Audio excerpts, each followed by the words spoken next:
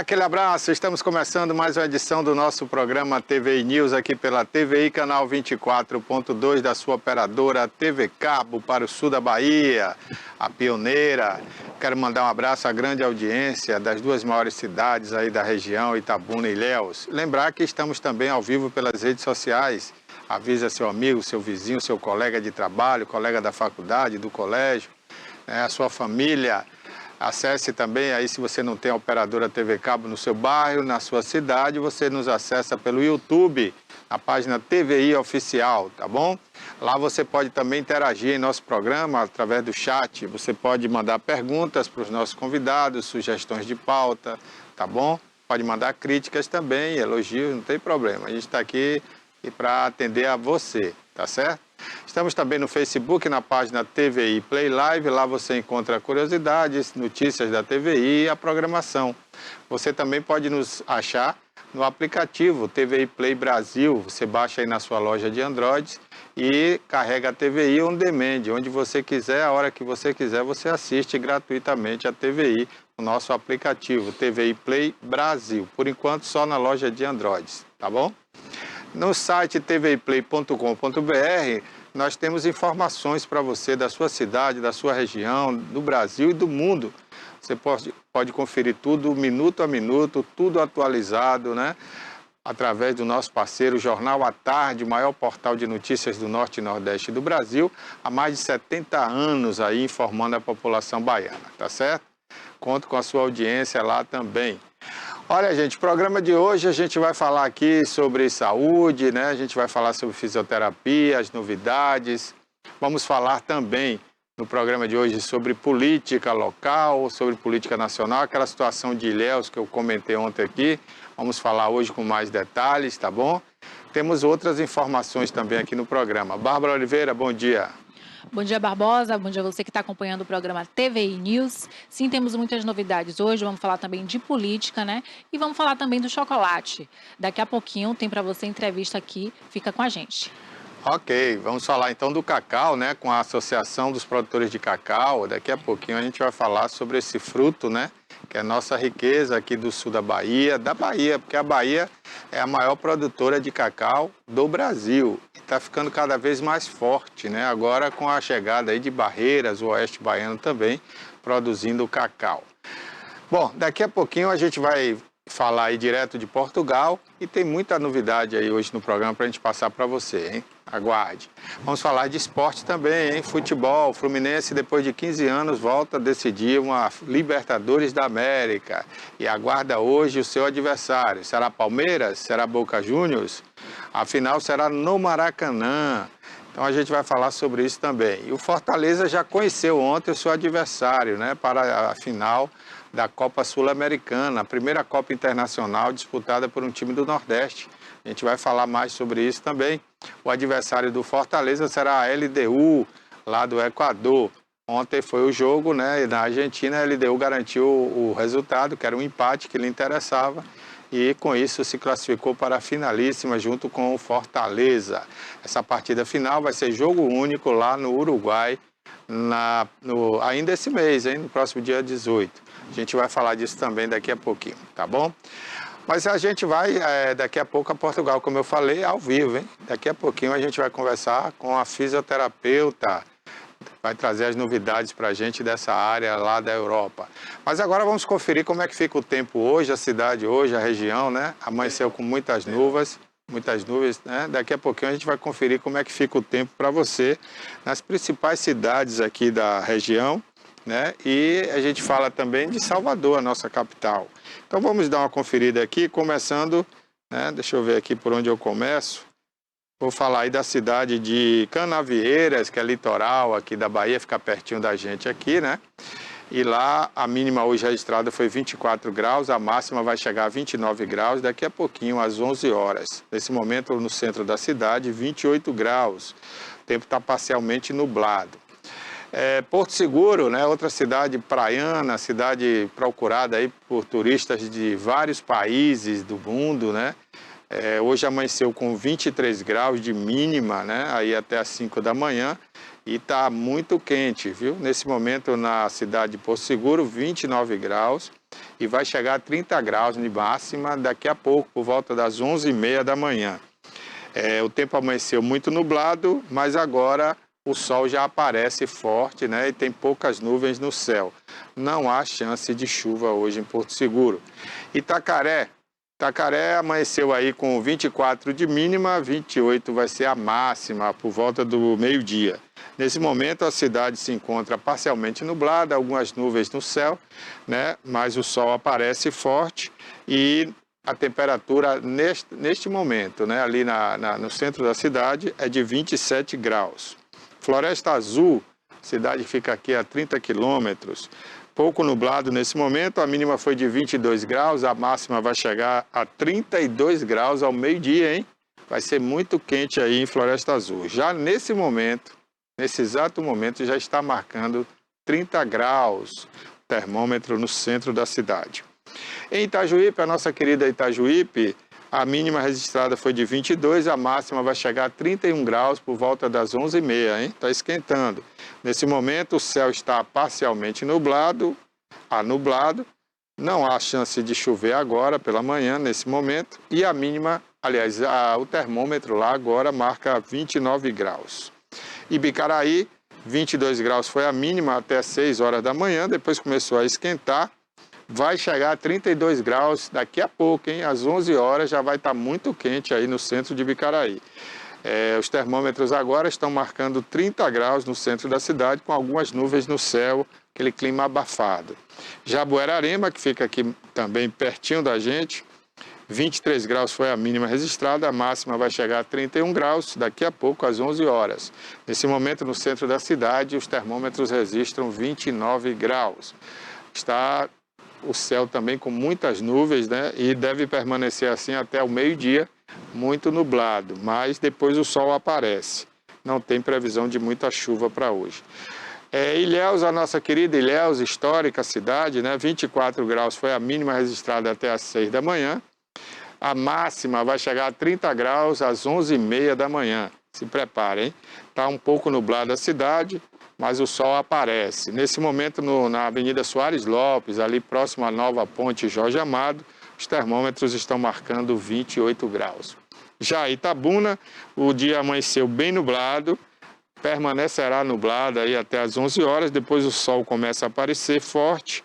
A mínima registrada até às 6 da manhã foi 23 graus, a máxima vai chegar a 31 graus daqui a pouco, às 11 horas. Nesse momento, aqui no Alto das Comunicações, no bairro de Fátima, bem pertinho aí de Ilhéus, né?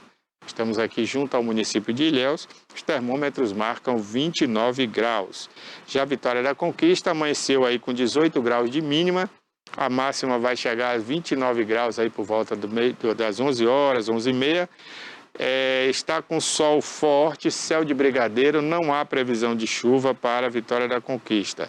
Nesse momento, na Praça Olívia Torres, aliás, na Avenida Olívia Flores, os termômetros marcando 26 graus. Um abraço aí ao Gustavo Magalhães, viu? Tô com saudade aí, Gustavo, participa aí com a gente. Salvador, a nossa capital. A mínima registrada hoje até às 6 da manhã foi de 24 graus, a máxima vai chegar a 30 graus às 11 horas. Salvador, nesse momento, predomina algumas nuvens no céu, mas o sol está forte. 29 graus nesse momento na Praça do Campo Grande, em Salvador, na Cidade Alta. Essa é a previsão do tempo para hoje em algumas das principais cidades aqui da região e a nossa capital, Salvador, tá bom? Não tivemos o gráfico hoje aí, mas informamos para você como é que está o tempo e como é que vai ficar aí nas principais cidades, tá bom? Bárbara Oliveira. Isso mesmo, Barbosa. Nós estamos aguardando aqui a Clarissa, fisioterapeuta, que vai conversar com a gente direto de Portugal, né? Ela tá... Olha lá, conseguiu entrar agora. Já está no link, bacana. Clarissa, boa. É Clarissa mesmo, é Clarissa. Bom dia. Clarissa. Bom dia. Bom dia a vocês aí do Brasil, bom dia, boa tarde aqui em Portugal. Isso que eu ia falar. Boa tarde aí para você, né? Já é quase uma da tarde, não é isso? São 2 horas, 2h13. 2 da tarde, tá bom. Você está falando de Lisboa mesmo, Clarissa? Sim, eu estou falando aqui da Ganduza, é o município de Lisboa.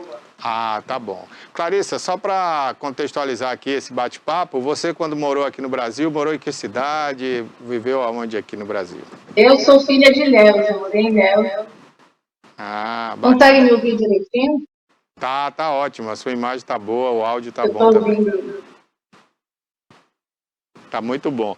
Ô, Clarissa, eu queria, né, aproveitar a sua presença em Portugal, você que hoje mora aí, né, falar um pouco dessas especializações que você fez na área de fisioterapia, continua fazendo, inclusive, doutorado, né, e eu queria saber quais são as novidades, né, já que você está aí num centro muito mais evoluído, que é a Europa, né, quais são as novidades nessa área aí da fisioterapia?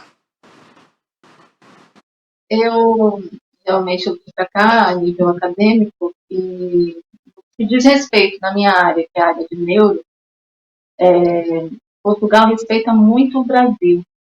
Engraçado que eles buscam do Brasil o que há de mais atual para se enriquecerem a nível de fisioterapia.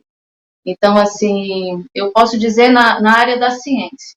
Eu estou no doutoramento, no doutorado, e atualmente na área de reabilitação. E o que eu tenho feito, então, assim, eu não posso dizer exatamente o que está atualizado a nível mundial. Eu sei o que está atualizado no que eu tenho estudado, que é sobre a autodeterminação das pessoas que têm déficit intelectual e desenvolvimental, que antigamente chamavam de, de deficiência mental.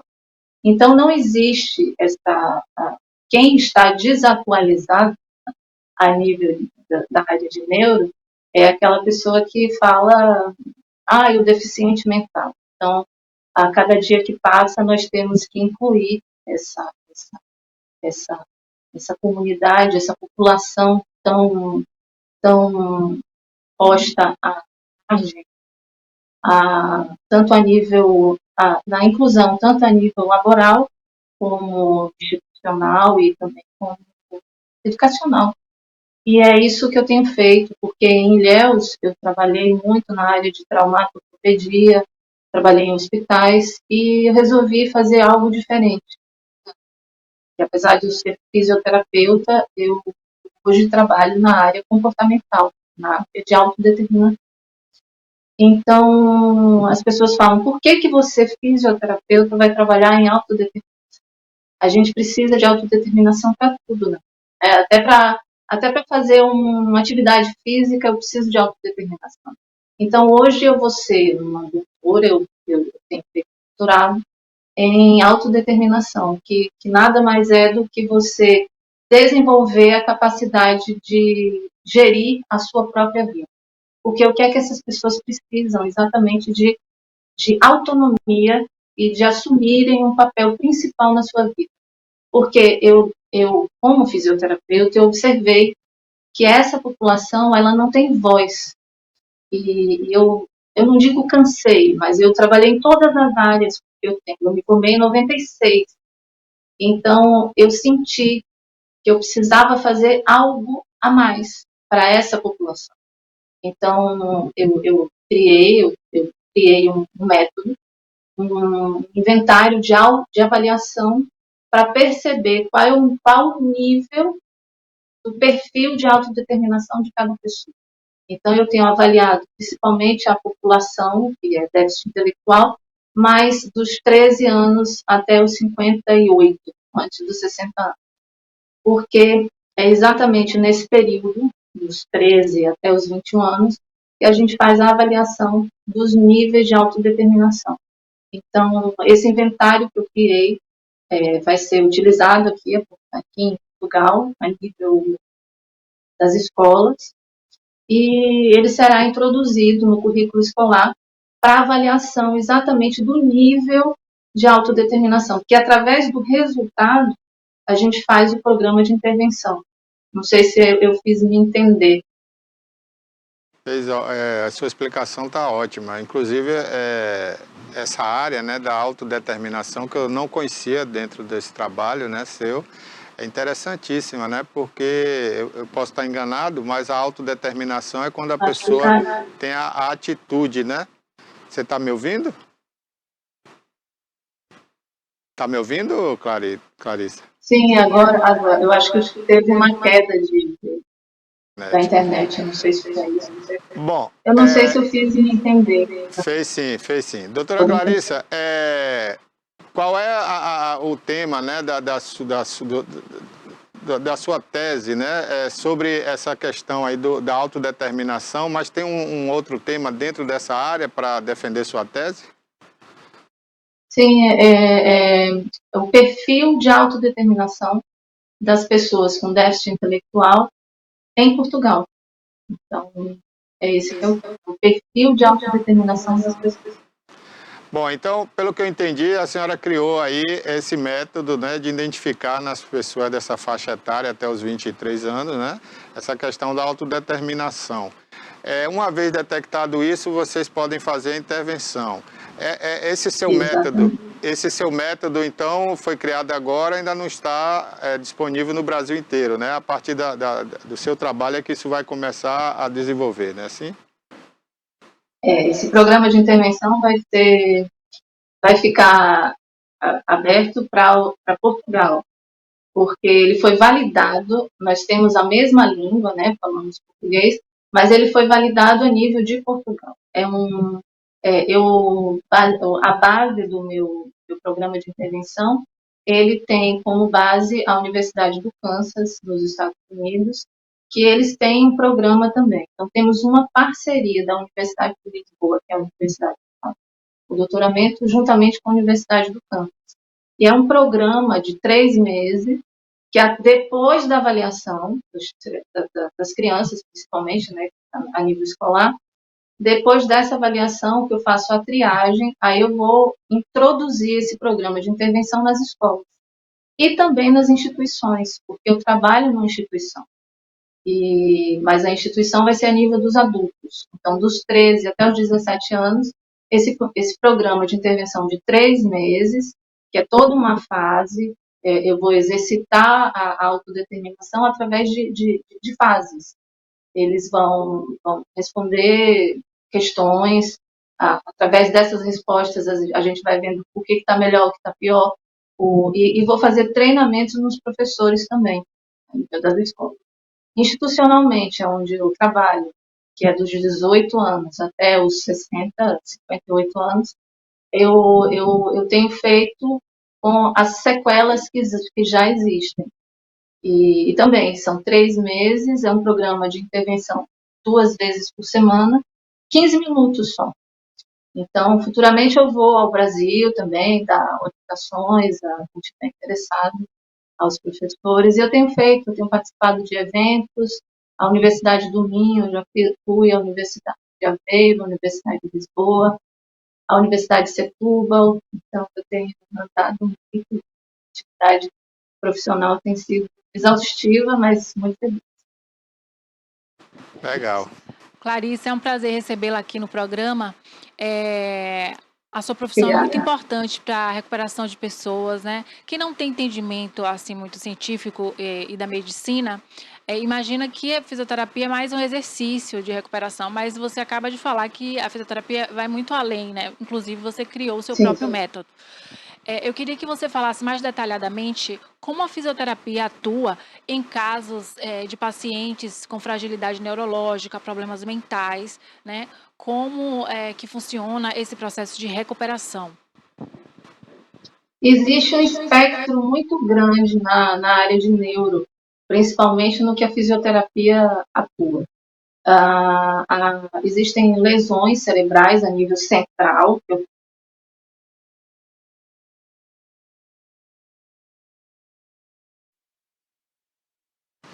Congelou, né? Congelou aí.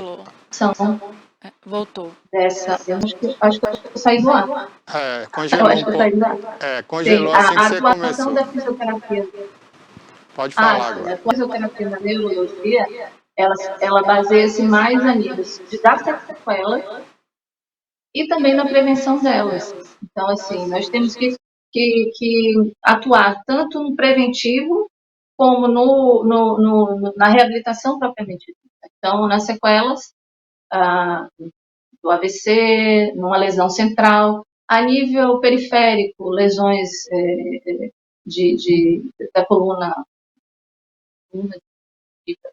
medular, um acidente, politraumatizados, que às vezes normalmente eles têm uma lesão na coluna, e tem as sequelas também, politraumas, às vezes estão na cadeira de rodas, são paraplégicos, e também a nível pós-cirúrgico, lesões também periféricas, às vezes a pessoa tem uma queda, torce o pé, rompe o nervo, não sabe por quê. Então também isso é neurológico, a nível neurológico, né? A gente vai reabilitar dentro daquela sequela neurológica, porque ele tem uma lesão do movimento, é uma gama de atividades que podemos ter. Certinho, Clarissa. Inclusive, tem um termo aqui, Clarice, que eu vou tentar pronunciar aqui, né? Que você é mestra em fisioterapia neuromusculoesquelética, né? Pelo IPS. Eu queria que você falasse um pouquinho dessa área também.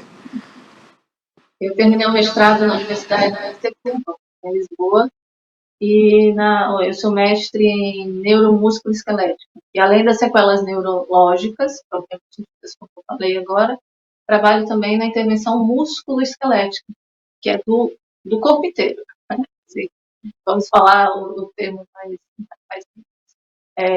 são sequelas provocadas a nível muscular, músculo esquelético, uma má postura, uma lesão provocada por uma atividade repetitiva, profissional da área de computadores, a área de TI, que ficam muito tempo sentados, tem uma alteração postural que reflete o articular, e acontece um dia ou outro, ele tem uma dor no ombro, não sabe por quê, quando a gente vai avaliar, vê que tem realmente uma alteração postural, e aí vamos trabalhar postura, sequelas adquiridas através de um vício postural. Sim. Por falar no vício... Neuromusculoesquelética no sentido da postura. Certo.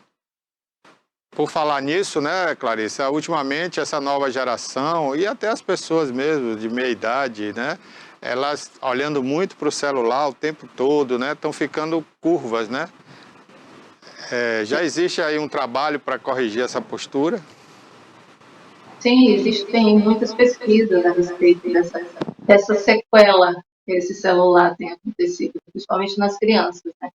E sim, hoje em dia a gente tem que diminuir muito o tempo de uso, e se não conseguir associar uma forma mais ergonômica de utilizar o telefone. Existem estudos para isso, né? Avaliar a altura da cadeira, a altura da mesa. Eu acho que também eu fiquei sem sinal. Clarissa, você já pegou algum caso que era irreversível, a pessoa ali já estava desenganada e conseguiu mudar essa situação com o seu trabalho? Eu acho que ela não ouviu. Acho que eu fiquei sem sinal de novo. Pois é, existem estudos para prevenção dessas alterações. A gente faz avaliação na altura da cadeira, na altura da mesa, na diferença da altura da tela do computador para os olhos, e também quando a criança está muito tempo sentada no sofá, com a cabeça baixa, também a gente tem que avaliar a altura dos olhos, a altura do queixo, a altura do ombro. Tem que se avaliar e procurar um profissional também especializado nisso, né? Mas temos que vigiar os filhos, os sobrinhos, os netos, para quanto menos no celular, melhor. No máximo 3 horas por dia. Vejam lá quanto vocês ficam enfurnadas aí nesse celular. Elas precisam brincar, a criança precisa desenvolver o cérebro, e nada mais simples e barato do que brincar, correr, tomar um sol, sorrir, sabe? É muito triste ver essas crianças fechadas em apartamento. E isso, a nível de autodeterminação, é um déficit terrível, porque elas recebem tudo que existe de ruim e ficam sequeladas mesmo, a palavra é essa. Elas não desenvolvem. Hoje em dia a gente vê crianças desmotivadas. Qualquer coisa que mostremos a uma criança, na nossa época, eu digo na nossa época, que eu tenho 49 anos, entregava uma bola colorida, o menino corria, ia lá. Hoje em dia, engraçado. E vão lá para o celular, é horrível, né, gente? Computador, tablet, celular. Você nos ouve bem aí, Clarice? Clarice, eu Sim, fiz eu uma ouço bem. pergunta. Eu vou refazer a pergunta para você. Com relação a casos irreversíveis, né? Você já conseguiu ter algum êxito com o seu trabalho? Você já pôde observar, assim, essa evolução? Sim, eu costumo ser muito sincera com os meus pacientes. A gente não pode pôr o carro na frente dos bois, né? Porque quando existe uma lesão central e uma lesão grave, a gente tem que trabalhar primeiro com o tempo, né? Antes de um ano, a gente tem que correr para evitar sequelas piores. Nós temos pacientes aqui em Portugal, onde eu trabalho, que têm sequelas graves, e temos, sim, conseguido bons resultados. Mas nada mais do que o esperado, até porque a família fica muito ansiosa, a gente vê assim, são lesões cerebrais. Então, se chegarmos a um percentual, digamos, a família quer o 100%, todos nós queremos, mas chegarmos a um percentual de a pessoa não consegue abrir a mão, conseguirmos 10%, 2% do que seja, já é um resultado. Então, temos que respeitar o tempo, temos que respeitar os diagnósticos clínicos, até porque eu sou fisioterapeuta, respeito muito meus colegas médicos, e quando a gente recebe a ressonância magnética e vê aquela lesão grave, então vamos trabalhar em cima daquilo ali. Até porque a gente costuma dizer, não existem diagnósticos, né? Eu acredito em Deus, então para Deus nada é impossível. Então vamos trabalhar também com a fé, porque tendo fé e a gente resolve muita coisa também. Acima de, lógico, Deus acima de tudo e o profissionalismo e a vontade de fazer mais ainda. Então eu vejo sim pessoas que nós tínhamos, meu Deus, como é que conseguimos fazer isso? Eu tenho lá um paciente que ele não conseguia ficar de pé. Hoje conseguimos, ele já sai do sentar para o ficar de pé. E isso foi assim ao longo de um tempo. E realmente é uma questão que eu amo muito e eu vejo. Ô doutora, qual a avaliação que você faz, uma comparação, né, entre os métodos, as maneiras de trabalhar aí, daqui do Brasil, quais as diferenças básicas, assim, o que é que você mais estranhou aí? Eu sinceramente, eu não vejo diferença. Eu vejo a questão cultural. Nós brasileiros somos muito do improviso e somos muito respeitados por isso, porque o europeu, de modo geral, eles trabalham sempre em cima de protocolos, de regras, e como nós tentamos muito, até porque vivemos num país onde não podemos pensar muito à frente, então a gente cria estratégias criativas de chegar até lá. Então, o que o português respeita, acima de tudo, é esse lado criativo do brasileiro. Mas, em contrapartida, somos também respeitados pelo nosso lado profissional. Mas eu confesso que eu não vejo diferença. É como eu disse, o profissionalismo acima de tudo. Nós somos profissionais em qualquer lugar do mundo. Se você chegar com vontade, com respeitabilidade e com amor à sua profissão, independente de qual seja, você consegue o seu espaço. Não é fácil, mas realmente o profissional fisioterapeuta no Brasil é um profissional de excelência. E o profissional português em Portugal também é um profissional de excelência. Só basta a gente parar e ter vontade mesmo e respeito de fazer, o respeito mútuo, né? Lógico, eu não tenho problema com isso. Sou muito bem aceita no meu trabalho. Eu cheguei para fazer um mestrado. Hoje eu estou há 8 anos em Portugal. E cheguei em 2015, fui fazer mestrado. Meu marido veio fazer mestrado também, nós investimos sempre no acadêmico. E eu já estava no mestrado, consegui validar o meu diploma assim, já estando na universidade. Eu te digo que eu cheguei para um ano sabático, e hoje é uma realidade nossa aqui, e continua sendo a nossa realidade aqui em Portugal. Clarissa, você não Estou pegou sempre no muito Brasil. o sotaque de Portugal, não, Clarissa. Você continuou com a essência brasileira, viu? Essa personalidade Você é que a brasileira. gente tem que ter. Eu não. Há uma semana Assim, já eu fica com adequo, sotaque. eu adequo um pouco a linguagem, até porque é engraçado que nós chamamos um colega mais íntimo, chamamos de você, eles chamam de tu, né? Eles usam a segunda pessoa. E se chamarmos de você, eles acham muito formal. Então, eles falam, você é a vossa mercê, né? Então, eles dizem, não me chame de você, tu és a minha colega. Diferente daqui. Então, isso eu tento adequar para me sentir inserida, porque eles fazem questão que eu chame-os de tu. Então, eu uso a segunda pessoa. Lógico, com eles, mas eu sou brasileira, sou baiana, gosto de acarajé, gosto de abará, aguinha de coco, morro de saudade do caruru, assim. E vou me abastecer sempre no Brasil. Na É isso aí. Bahia, principalmente. Pode vir de férias para cá. Ô, Clarissa, você pensa em retornar ao Brasil para trabalhar ou não? Você quer ficar morando aí mesmo?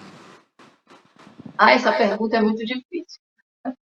Eu sou portuguesa também, né? Agora tenho dupla cidadania e eu tenho 2 casas, tenho 2 países. Então, não consigo responder isso assim. Eu chego no Brasil, me sinto em casa, mas eu chego em Portugal também estou em casa. Então, é assim que eu sinto e é assim que eu sinto a minha vida, sendo Bacana. uma pessoa de 2 países. Bacana, Clarissa. Olha, a gente vai até mostrar aí, né, sua rede social aí, né, porque quem quiser conhecer mais da Clarissa, né, quiser seguir aí, apesar do seu trabalho não ser atendimento online, né, Clarissa, mas... se- Sim.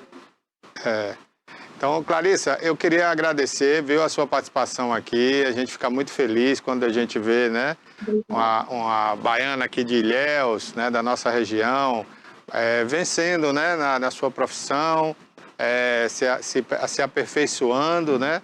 Agora a doutora Clarissa, a gente fica muito feliz com isso, viu? Parabéns e muito obrigado por participar aqui do nosso programa. Obrigada pelo convite, eu me ponho sempre à disposição.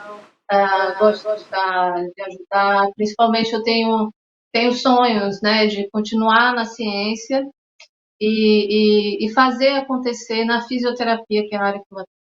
Então, tenho muito chão pela frente e contribuir com a fisioterapia mundial, porque a gente o mundo é pequeno e a gente está aqui para servir. E eu agradeço muito. E podia ficar aqui o tempo todo, né? Porque aqui em Portugal hoje é feriado, mas infelizmente vocês têm os horários de vocês.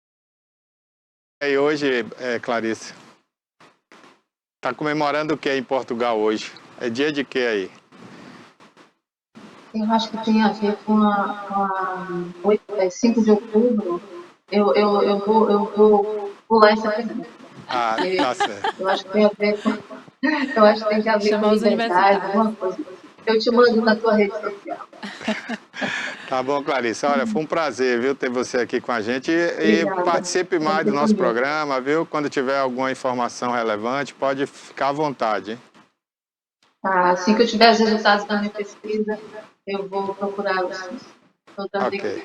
Obrigada, Tá. Bárbara, também. Obrigada, Barbosa. E fiquem bem aí, tá bem? Obrigado. Prazer. Tchau, Curta tchau. bem o restinho de Um grande feriado aí. beijo. Obrigada. Beijo a todos aí. Tá, você também. Tchau. Bom, então a gente conversou aí com a doutora Clarissa, fisioterapeuta, né? Agora, com esse doutorado, ela defendendo a sua tese, né, inovadora, né, na neurofisioterapia, e a gente fica muito feliz, né? Uma baiana aí de Ilhéus, lá em Portugal, com muito mérito, né? Conseguiu aí o seu doutorado aí, seu mestrado, e isso é motivo de orgulho, né, para a região. Olha, daqui a pouquinho a gente vai falar aqui sobre o cacau, hein? As novidades do cacau, o crescimento da fabricação do chocolate caseiro, né? Aqui na região, chocolate de qualidade. Hoje a gente tem chocolate aí ao leite, o chocolate puro, né? Você começa aí com 30% de cacau, chega até 70%, 80% de cacau, que é um chocolate que na indústria comum você não consegue encontrar essa qualidade de chocolate. Porque o chocolate que todos nós, né, nos acostumamos a comer, né, a se deliciar, é aquele chocolate industrializado à base do leite. Então, na verdade, não é um chocolate, é um leite com uma essência de cacau, né, cheirinho do cacau. E hoje em dia não, hoje você tem acesso aí às indústrias caseiras, né, a fabricação caseira, artesanal, um chocolate que vem bem embalado, muito saboroso e realmente com cacau, né? Leva um pouco de leite se você quiser, tem sem leite também, mas se você quiser, leva um pouco de leite e aí é um chocolate de verdade. Dá água na boca falar, né? Que eu gosto muito de chocolate. Então, esse chocolate, inclusive, que é produzido aqui na região, gente, é um chocolate que pode lhe auxiliar, inclusive, combatendo aí os radicais. É um antioxidante natural, o cacau, viu? Então, um chocolate que tem 70% de cacau, ele auxilia muito no cuidado com as suas artérias, né? Na antioxidação das artérias e vai melhorar muito a sua saúde, inclusive melhorando a pele. Então, esse chocolate, sim, você pode consumir à vontade, porque faz bem. Diferente daquele outro chocolate que é leite com pouquinho de cacau. Esse não, é cacau com pouquinho de leite. É o contrário, viu? Então, você pode procurar aí, tem muita empresa hoje em Ilhéus e Itabuna, que inclusive está exportando esse cacau, né, através da feira que é realizada em outros países, né? Está levando esse chocolate para outros países conhecerem. Então, fica a dica aí para você. Daqui a pouquinho a gente vai bater papo aqui com um dos produtores aqui da região, né? Não só de cacau, mas também de chocolate. E ele hoje é presidente da associação, não é isso, Bárbara? Presidente da Associação dos Produtores de Cacau e de Chocolate, que é o Henrique. É o APC. É a APC, Associação dos Produtores de Cacau. Isso. Daqui a pouquinho, que ele já está entrando no link aí também. Pronto, então daqui a pouquinho ele vai estar aí online com a gente, né? A fazenda dele, salvo engano, é no município de Quaraci. É uma grande fazenda de cacau, né? A Sagarana, e ele produz aí chocolate. Henrique, a satisfação... Vocês não me ouvem? Estou lhe ouvindo, sim. A satisfação ter você aqui com a gente, viu? E saber que você hoje é presidente da APC, né, Associação dos Produtores de Cacau, a gente fica muito feliz com isso. Bom dia, obrigado pelo convite, por aceitar o convite nosso aí. Bom dia, Barbosa, bom dia, amigos da TVI, bom dia, Bárbara. Na verdade, eu sou presidente da APC Cooperativa, é a Cooperativa Agroindustrial de Cacau e Chocolate. Eu já fui presidente da APC, Associação dos Produtores de Cacau, que foi a responsável pela introdução do Brasil no Salão do Chocolate lá em 2009, e fiquei à frente aí mais uns 5, 6 anos, se eu não me engano. Hoje não sou mais presidente da associação, mas somos nós os responsáveis. Eu só queria fazer uma pequena correção. Não é uma grande fazenda, é uma pequena fazenda produtora de cacau de qualidade. Tá certo.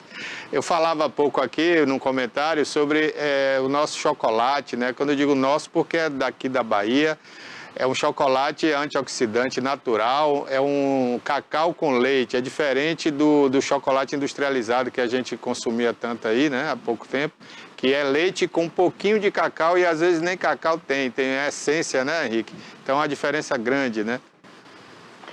É isso, a gente nos introduzimos num mercado novo, numa nova concepção de chocolate, Na verdade, eu diria que voltando um pouco ao passado, porque o Brasil já fez um chocolate que eu diria mais ou menos.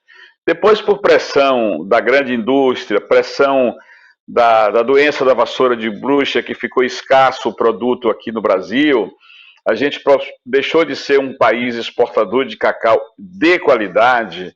O Brasil, o Cacau Bahia era cotado na Bolsa de Londres e Nova York com preços diferenciados, porque era um cacau especial. E com a introdução da vassoura de bruxa, esse cacau caiu muito de qualidade, por uma série de motivos que, se a gente for falar aqui, vai tomar muito tempo. Mas, por exemplo, uma coisa básica: cacau com vassoura de bruxa você não pode fermentar, porque senão ele vira pó e o produtor não ganha nada. E a indústria não está nem aí para isso, ela quer esmagar, fazer pó e tirar manteiga. Seja ele com doença ou não, para ela não altera nada, absolutamente nada. O resto que você, por acaso, vê aí, me desculpe, é mídia, é marketing, é mentira, numa palavra bem, sendo bem mais direto. Tá? O cacau com vassoura, que é processado aqui nas grandes indústrias, né, que são as esmagadoras, não são as responsáveis por fazer chocolate, ela extrai manteiga, amassa e faz cacau em pó. Pronto, acabou. Com isso, através de uma portaria da Anvisa, o que é um absurdo, é um outro grande absurdo, essa resolução ser através de portaria da Anvisa, se diminuiu o percentual de cacau, de massa de cacau, para ser chamado de chocolate. O mundo inteiro usa a partir de 31% de massa, no Brasil é 21%, justamente para atender a indústria que ficou com matéria-prima escassa. A gente não, nós estamos na contramão. Nós estamos fazendo acima de 40%, acima de 36%, eu acho que alguns produtores fazem com 36%. Mas, assim, a nossa linha que mais vende, que isso que você começou falando, Barbosa, dos antioxidantes, dos flavonoides, do cacau saúde, do chocolate saúde, estão na faixa de 70%, 80%, até 100%, que eu discordo um pouco, mas também não vou entrar nessa discussão. Mas, acima de tudo, tem amêndoa de qualidade, amêndoa fermentada, amêndoa que não tem doença. A gente não precisa colocar nenhum corante, a gente não precisa colocar nada no nosso chocolate, porque as amêndoas é onde tudo começa. Por isso, o nosso chocolate é especial. Ô Henrique, qual a avaliação que você faz hoje, né, depois das feiras aí realizadas em vários países aí, vários estados, qual a avaliação que você faz do aumento da produtividade desse chocolate depois desse evento, né? Eu acho que mudou muito, né? Com certeza. Eu vou te contar uma história assim, não vou tomar mais do que 2, 3 minutos. Em 2008, eu era presidente da APC. O produtor Eimar Sampaio me fez uma provocação. A gente precisa introduzir o Brasil no mercado de amêndoas de qualidade e a porta para isso é o Salão do Chocolate em Paris. Eu ainda brinquei com o Eimar, ele disse assim: você tem que liderar esse processo. Eu brinquei com o Eimar, dizendo assim: eu não falo nem português direito, quanto mais francês, o que é que eu vou fazer lá em Paris? Ele falou: se vira. E eu me virei, fui ao Ministério de Relações Exteriores, na época tinha recurso para isso, oficial, publicado no Diário Oficial, eu só tinha que fazer um relatório e tal. Em 2008 fui, o Brasil não participava oficialmente do Salão de Chocolate, tinha lá um pequeno stand bancado por 3 empresas privadas do Brasil, 3 produtores de cacau, esses sim grandes produtores, e nada de decoração, a bandeira da Bahia, a bandeira do Brasil. E eu fiz um relatório ao Ministério e o Ministério aprovou, e em 2009, nós montamos o primeiro stand oficial do Brasil no Salão de Chocolate. E coincide que é o ano que Marco Lessa começa a fazer o Festival de Chocolate em Ilhéus. E aí eu falei: Marco, não tem ninguém melhor do que você para fazer isso, porque eu não mexo com feira, eu não sou da área, eu sou produtor de cacau e sou produtor de chocolate. Na verdade, nessa época nem de chocolate. E a gente montou o primeiro stand, e teve uma passagem muito interessante, que a Apex tinha feito o convênio com a APC, e faltando tipo 20 dias, eu recebo um telefonema vindo de Salvador, passando por Santo Antônio de Jesus, já existia celular, da Apex, dizendo que houve contingenciamento de recursos, o que eu também descobri que é inverdade, não sei qual é a política que funcionou, e a Apex tirou o apoio. Eu desesperei, porque a gente já estava com tudo assinado, contrato com o Salão e tal, e eu liguei para uma pessoa que eu tinha conhecido há pouco tempo, que era Roberto Muniz, que tinha tomado posse como secretário de Agricultura da Bahia. E eu contei o drama para ele, ele falou, faz o convênio. E ainda levou de Tiracoro o governador na época, que foi na época do então Jacques Wagner, que aí apoiou totalmente o evento da internacionalização do Brasil, e a partir daí é uma história muito bacana, e o Brasil começou a se inserir nesse mundo oficial de produtores de cacau e de chocolate. Tem um detalhe, em 2008, um pesquisador do CIRRA afirmou que o Brasil não ia voltar a produzir amêndoas de qualidade por causa das doenças e tal. Em 2009, João Tavares ganha o prêmio do melhor flavor, se eu não me engano, caramelo da época, com cacau da Bahia, e que ganha uma repercussão internacional, porque concorre com os melhores cacau do mundo, com o Porcelana da Venezuela, com o Nacional do Equador, enfim. E aí ele pediu desculpa e admitiu que o Brasil, insere o Brasil, a ICCO, que é a International Cocoa Coffee Organization, oficializa o Brasil na participação como produtores de amêndoa de qualidade para cacau fino. Viu? Você está de parabéns, né? Porque virou uma página, né, nessa história do cacau. Eu me lembro que eu trabalhava em outra emissora na década de 90, né? E só se falava na crise, na vassoura. Foi um momento terrível para a nossa região, né? Aquela quebradeira geral. E depois dessa história do evento, da feira, mudou uma página, né? Então, não sabia nem que tinha sido assim a história, né? Que partiu de você nessa experiência aí, depois passando por Marco Lessa. Então, vocês estão de parabéns, especialmente você, que foi o primeiro a fincar essa bandeira aí e virar essa página aí. Hoje, graças a Deus, a gente só tem coisa boa para falar do nosso cacau, né? A gente ainda tem um longo caminho a percorrer, Barbosa. Nós não estamos ainda em mar de almirante, em céu de brigadeiro, porque assim nós somos muito inexperientes em sermos comerciantes do produto, né? Eu me lembro que meu amigo Maltês, de saudosa memória, dizia isso: o pior de tudo vai ser aprender a vender. E a gente tem quebrado muito a cara para aprender a vender, certo? A grande indústria não é fácil. O poder da grande indústria no grande varejo é de uma crueldade que você não imagina.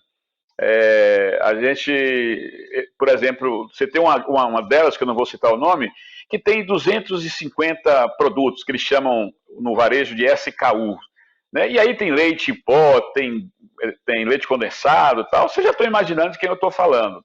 Aí eles impõem os chocolates dele por um preço lá embaixo, que não existia cacau de 70%, cacau de 50%. Inclusive, eles afirmavam que o brasileiro não tinha paladar para consumir esse tipo de chocolate. Isso que eu estou colocando aqui, eu tenho como provar, porque numa audiência pública no Senado, feita na época pela então senadora Lídice da Mata, brigando por um cacau de melhor qualidade, um projeto de lei, os representantes deles afirmaram isso. Eles ganharam tempo e colocaram, todos eles hoje têm esses chocolates com alto teor de cacau, né?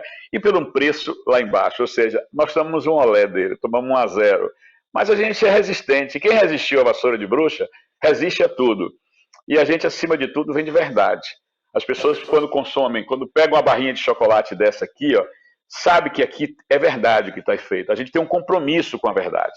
E o que a grande indústria não tem, a não ser o marketing. É isso aí. Agora, o que falta, eu estava discutindo outro dia aqui com o doutor Valnei, né, que estava aqui com a gente, ele é de Piauí, você conhece, né? Conheço.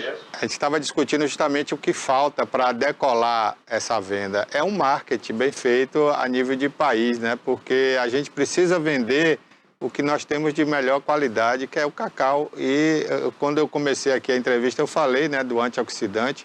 Eu acho que essa é a chave para destravar aí essa questão comercial. Mas quando eu disse a vitória, porque, né, você virou a página. Hoje a gente está falando aqui de produção de chocolate, né, de como vender mais. Então a gente não está falando mais de crise, de problema, né? Então isso é bom, isso é bom. E agora, recentemente eu entrevistei a Ana Paula aqui também, a gente precisa virar outra chavinha aí, que é aumentar a nossa produção de cacau. Quanto mais a gente aumentar o cacau, né, melhor, porque evita trazer o cacau de fora, né? E o nosso cacau vai ficando cada vez mais valorizado. Então, eu fico feliz hoje, né, em estar sempre falando de cacau aqui, porque porque estamos sempre falando agora de perspectiva e não mais de problema lá atrás, né? Daquelas crises que pareciam intermináveis, né, naquela época. Barbosa, você tocou num assunto que é uma pessoa que eu tenho um excelente relacionamento, que é uma relação institucional maravilhosa, e até pessoal, que é a Ana Paula da IPC, né, que é a Associação das Indústrias Processadoras de Cacau, que representa aí essas três que dominam 100% do mercado, e ela concorda comigo, a gente tem que estar alerta a isso. Se a gente for disserar aqui as soluções, a gente vai passar o dia todo. Mas Ana Paula, num recente debate comigo em Brasília, junto com a CEPLAC, ela concordou fielmente com o meu posicionamento. No dia que o Brasil passar a ser autossuficiente em cacau, quem vai pagar essa conta é o produtor de cacau, viu? Que o preço vai cair. Você fala, mas não é possível? Isso é verdade, e a própria indústria concorda comigo. Então, a gente tem caminhos? Tem, sim. E eu apontei os caminhos, porque não adianta só ficar apontando os problemas e não apontar a solução, certo? Mas isso pode ser assunto para um outro debate, que eu estou disposto sempre, como sempre tive, e um dos caminhos que a gente tem mostrado é esse que hoje estou presidente, que é o cooperativismo, que é tão difícil na região, como, voltando a citar Maltese mais uma vez, a gente parece que é muito porco-espinho, não pode se encostar um no outro, e eu complemento que a gente precisa ser mais apaixonados, estar mais grudados, os produtores de cacau precisam ser mais apaixonados um pelo outro, e é por isso que eu luto, e até para produzir chocolate. Eu vou te dar um exemplo, que nessa viagem, uma dessas viagens que eu tive na França, eu acompanhei o então governador Jacques Wagner à região de Champagne, porque ele foi conhecer as cooperativas que produzem os espumantes, que só podem ser chamados champanhes produzidos naquela região, né? Champagne é uma região da França.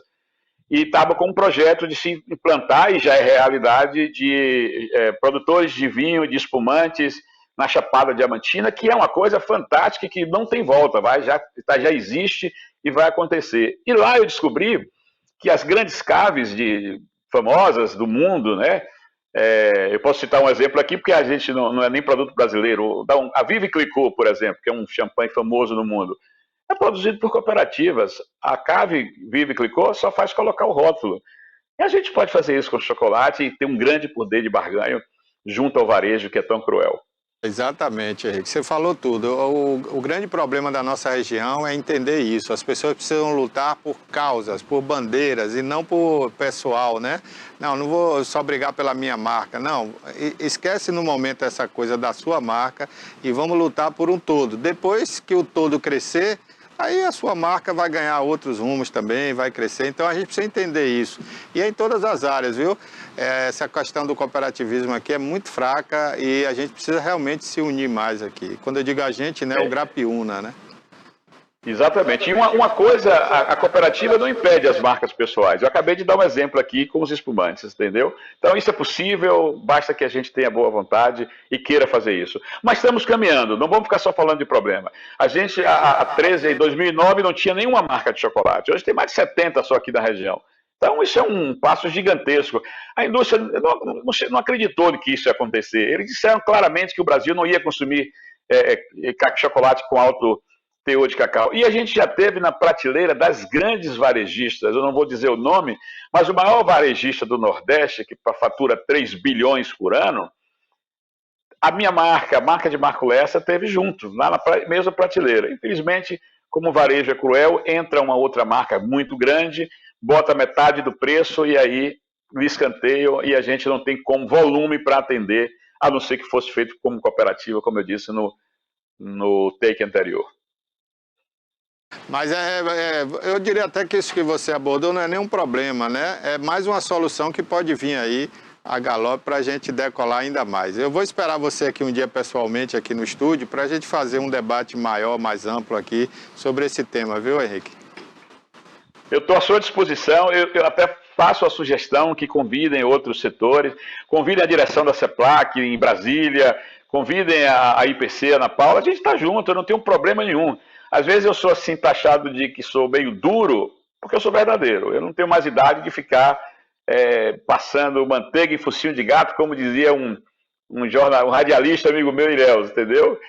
A gente tem que ser, não precisa ser agressivo, tem que ser claro, direto, objetivo. A gente tem que aprender a fazer isso sem as pessoas não terem, se acharem que estão sendo sensibilizados ou não. o governo tem pecado, a indústria tem pecado, e essa conta quem tem pago é o produtor, e a gente tem que virar essa página. Eu não posso admitir que no mundo, o produtor de cacau fique apenas com, no máximo, 3% da renda bilionária que representa o chocolate. É isso aí. Henrique, só uma última pergunta. Você, como é representante aqui dos produtores de cacau, né? Como vocês... Chocolate, né? De cacau que faz Tá o chocolate. Ele é produtor de cacau. Da cooperativa. Aí, no caso... Você está certa. Tá certo. Aí, no caso, Henrique, depois da vassoura de bruxa, quais os cuidados que esses produtores tiveram para poder permanecer com fruto saudável? Bom, primeiro eu vou te falar, você está certa porque não existe chocolate sem cacau. Então, cacau é o que vem primeiro. Essa questão da vassoura de bruxa é um problema seríssimo, porque ela veio e daqui ela não vai embora mais nunca. Fungo, se um dia existiu o grande cataclisma que os pessimistas, os pregadores do apocalipse vivem dizendo que um dia vai acabar tudo, vai acabar a raça humana e o fungo vai continuar existindo. Fungo veio para ficar. Então a gente tem que aprender a conviver com ele. Essa convivência, a CEPLAC tem tecnologia para isso, tem dito, ensinado a isso. Agora, gargalos são grandes. Um dos maiores gargalos que tem é o custo de produção nossa, que é altíssimo. Esse modelo que a gente encontrou, que é eficiente na produção, por exemplo, de mudas enxertadas, que é comumente chamado de clone, eu nem gosto desse termo, mas a enxertia que a gente faz, a tal da clonagem, ela dá resultados, mas ela custa muito alto e por isso que cacau continua sendo, não é um bom negócio aqui na Mata Atlântica, na Cabruca, que é o nosso grande ativo. A gente precisa, sendo bem objetivo e responder, aprender a vender isso. O mundo inteiro está de olho na Amazônia e está esquecido a Mata Atlântica. O maior maciço de Mata Atlântica que existe no Brasil está aqui na região graças à Cabruca.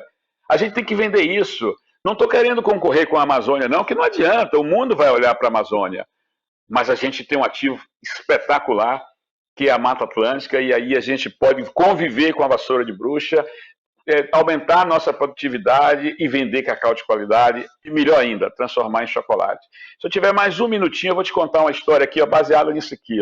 Isso aqui é uma marca de chocolate que tem na França, de uma família que faz chocolate há 130 anos, a Bonnard Chocolateria. Aqui no fundo, não vai dar para ler, tem um texto em francês que tem o nome de meu pai e o meu nome, porque eu vendo o cacau para eles fazerem chocolate. Para você ter ideia, Barbosa e Bárbara, na minha época, quando eu comecei a vender a ele, cacau estava $1,50 o quilo, eu vendia $8 FOB. Só que essa barra de 100 gramas custa €8,30, ou seja, você vende a $80, a $8 o quilo, ele vende a €83. É uma diferença gigantesca. A gente precisa aprender a fazer isso. Só que eles têm 130 anos, a gente só tem 14. Vamos chegar lá. Um abraço, Henrique. Muito obrigado, viu, por você participar aqui com a gente. E eu vou marcar esse debate aí mais amplo aí, talvez com a Vanusa, Ana Paula, você, né? Para a gente discutir essa questão de como melhorar a nossa produção sem cair o preço, né, para prejudicar o nosso produtor. Obrigada, Henrique. Um abraço. Obrigado a vocês. Um abraço. Olha, daqui a pouquinho tem um quadro Gente de Vitória. Hoje a Vitória vai conversar com o jornalista Derivaldo Benedito. Grande Bené está aqui com a gente já nos estúdios e daqui a pouquinho vai bater esse papo. Olha, ontem não deu tempo a gente comentar sobre a questão dos casarões de Ilhéus, mas eu prometo a vocês que ainda essa semana, amanhã, né? Amanhã, sexta-feira, a gente vai voltar a esse tema aqui e vamos trazer um convidado aqui para falar desse abandono do poder público, né, com relação à história de Ilhéus, dos seus casarões. Bárbara Oliveira. Vamos com as cotações? Vamos lá. E depois Gente de Vitória. O arroba do cacau em Itabuna, R$ 273,30. Ilhéus, R$ 273,30. Bolsa de Nova York, R$ 266,42. Camacan, R$ 273,30. Eunápolis, R$ 273,30.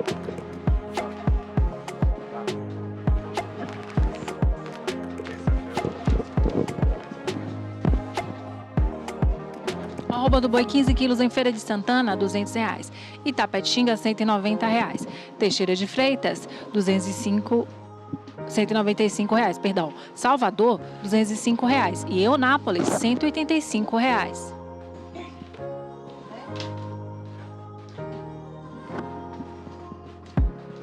Café Arábica, saca 60 quilos em Barreiras, R$ 812,50. Vitória da Conquista, R$ 750.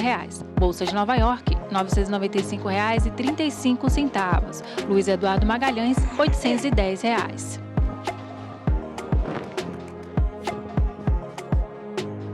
Café Conilon, saca 60 quilos em Eunápolis, R$ 610. E Itamaraju, também R$ 610.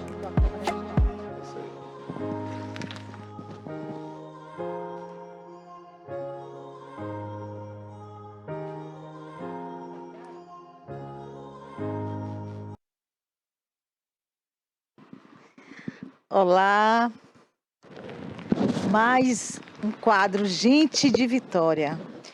Quero agradecer a Deus por este momento que nos preparou para estar aqui hoje com uma pessoa muito especial. Quero agradecer a você também que está aí ligado conosco na TVI News. Estou aqui hoje com um colega que ele vai estar hoje participando deste quadro Gente de Vitória. E eu me sinto muito emocionada estar aqui com essa pessoa que tem uma história muito linda na comunicação. Um jornalista que vivenciou muitas coisas na nossa área, né? Na área de comunicação. E tem uma caminhada e vai contar aqui pra gente hoje. Eu também, né, eu estou emocionada, porque eu que não quero chorar aqui hoje, porque falar dessa pessoa, para mim também, assim, é muita alegria. Falar de Aderivaldo Benedito, nosso amigo, nosso colega, esse guerreiro nessa área, que tem uma história linda, um legado na área de comunicação. Ele é um homem feliz, um homem de sucesso.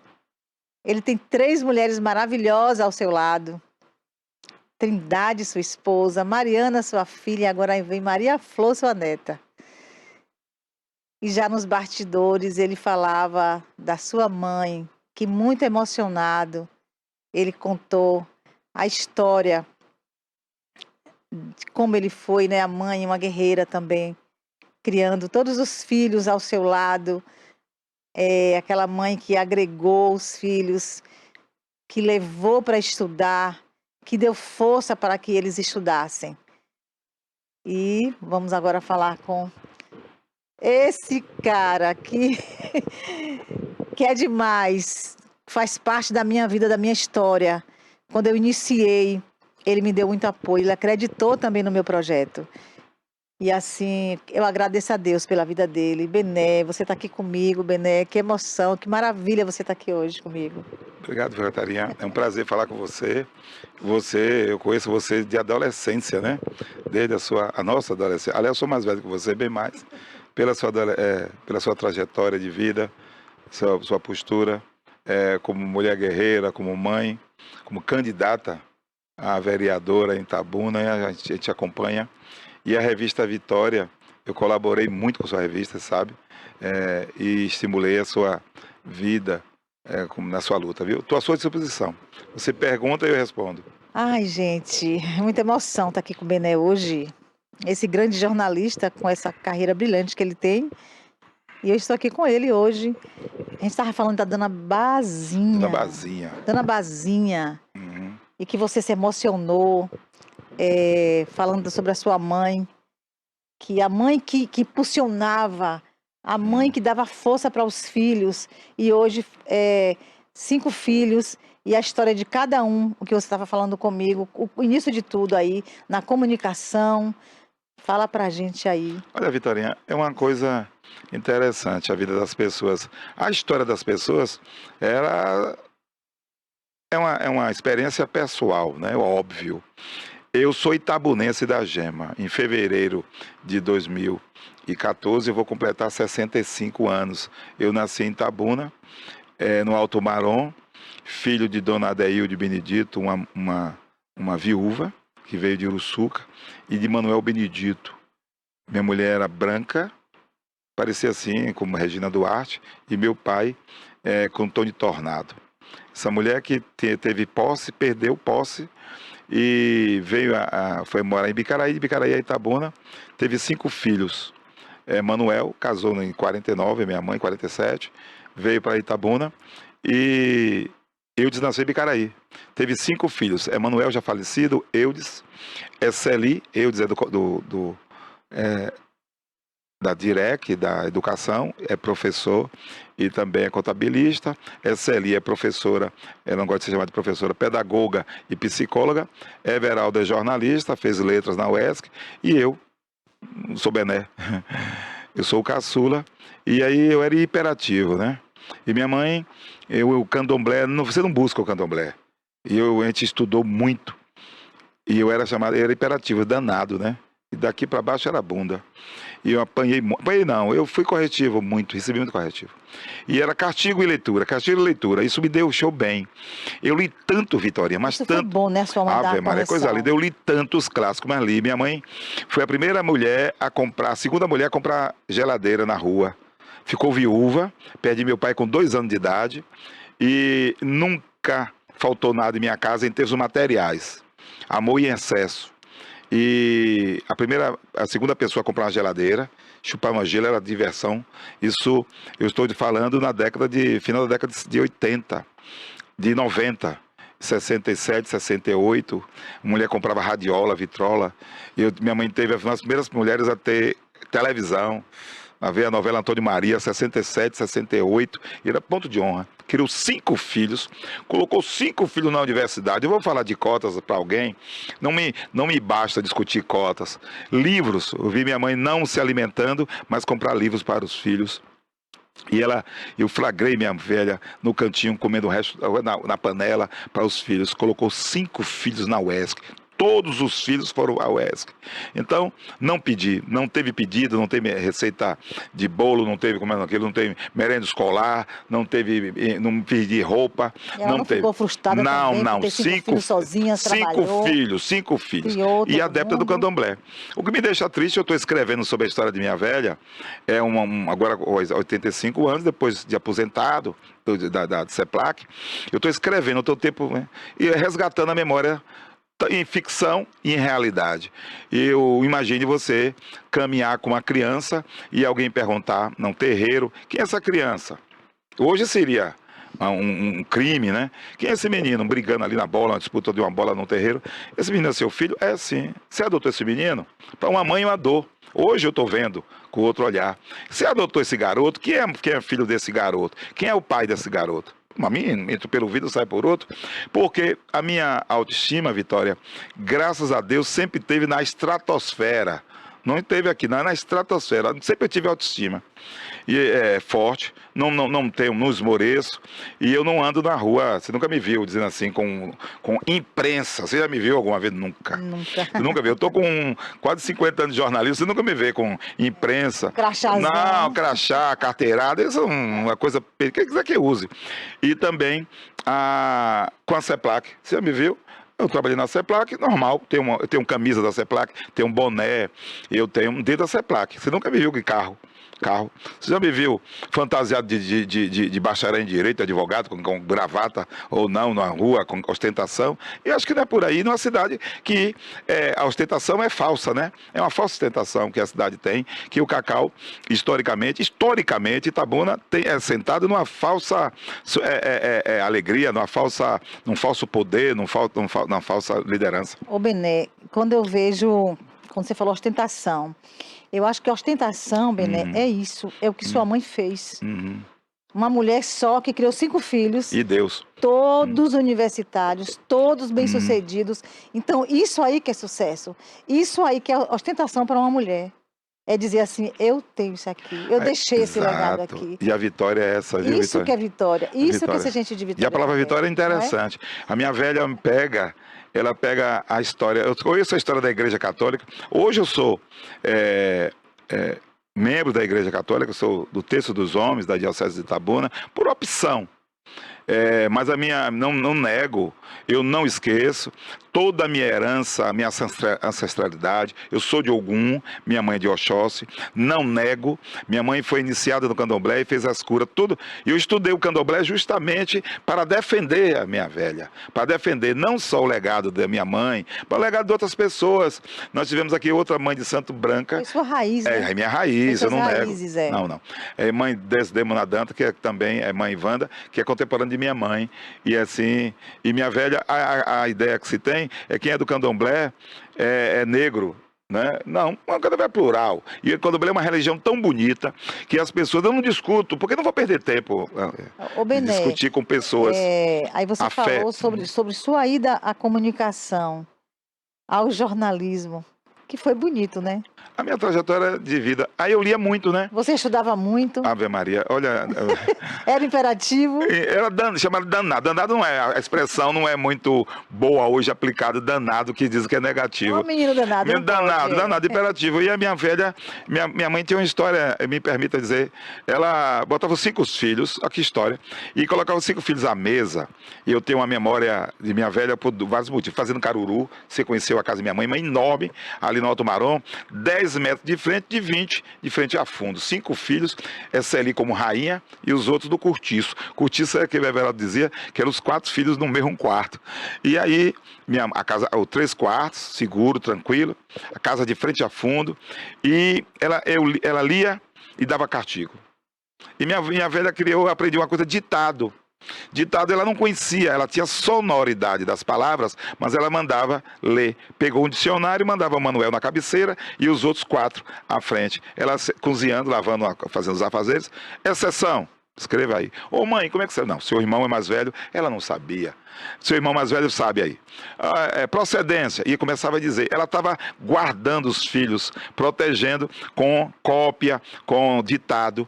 Minha mãe comprou muitos livros. Recreio, Enciclopédia Barça, Seleções. E ela lia. Minha mãe sabia, cantava Edith Piaf.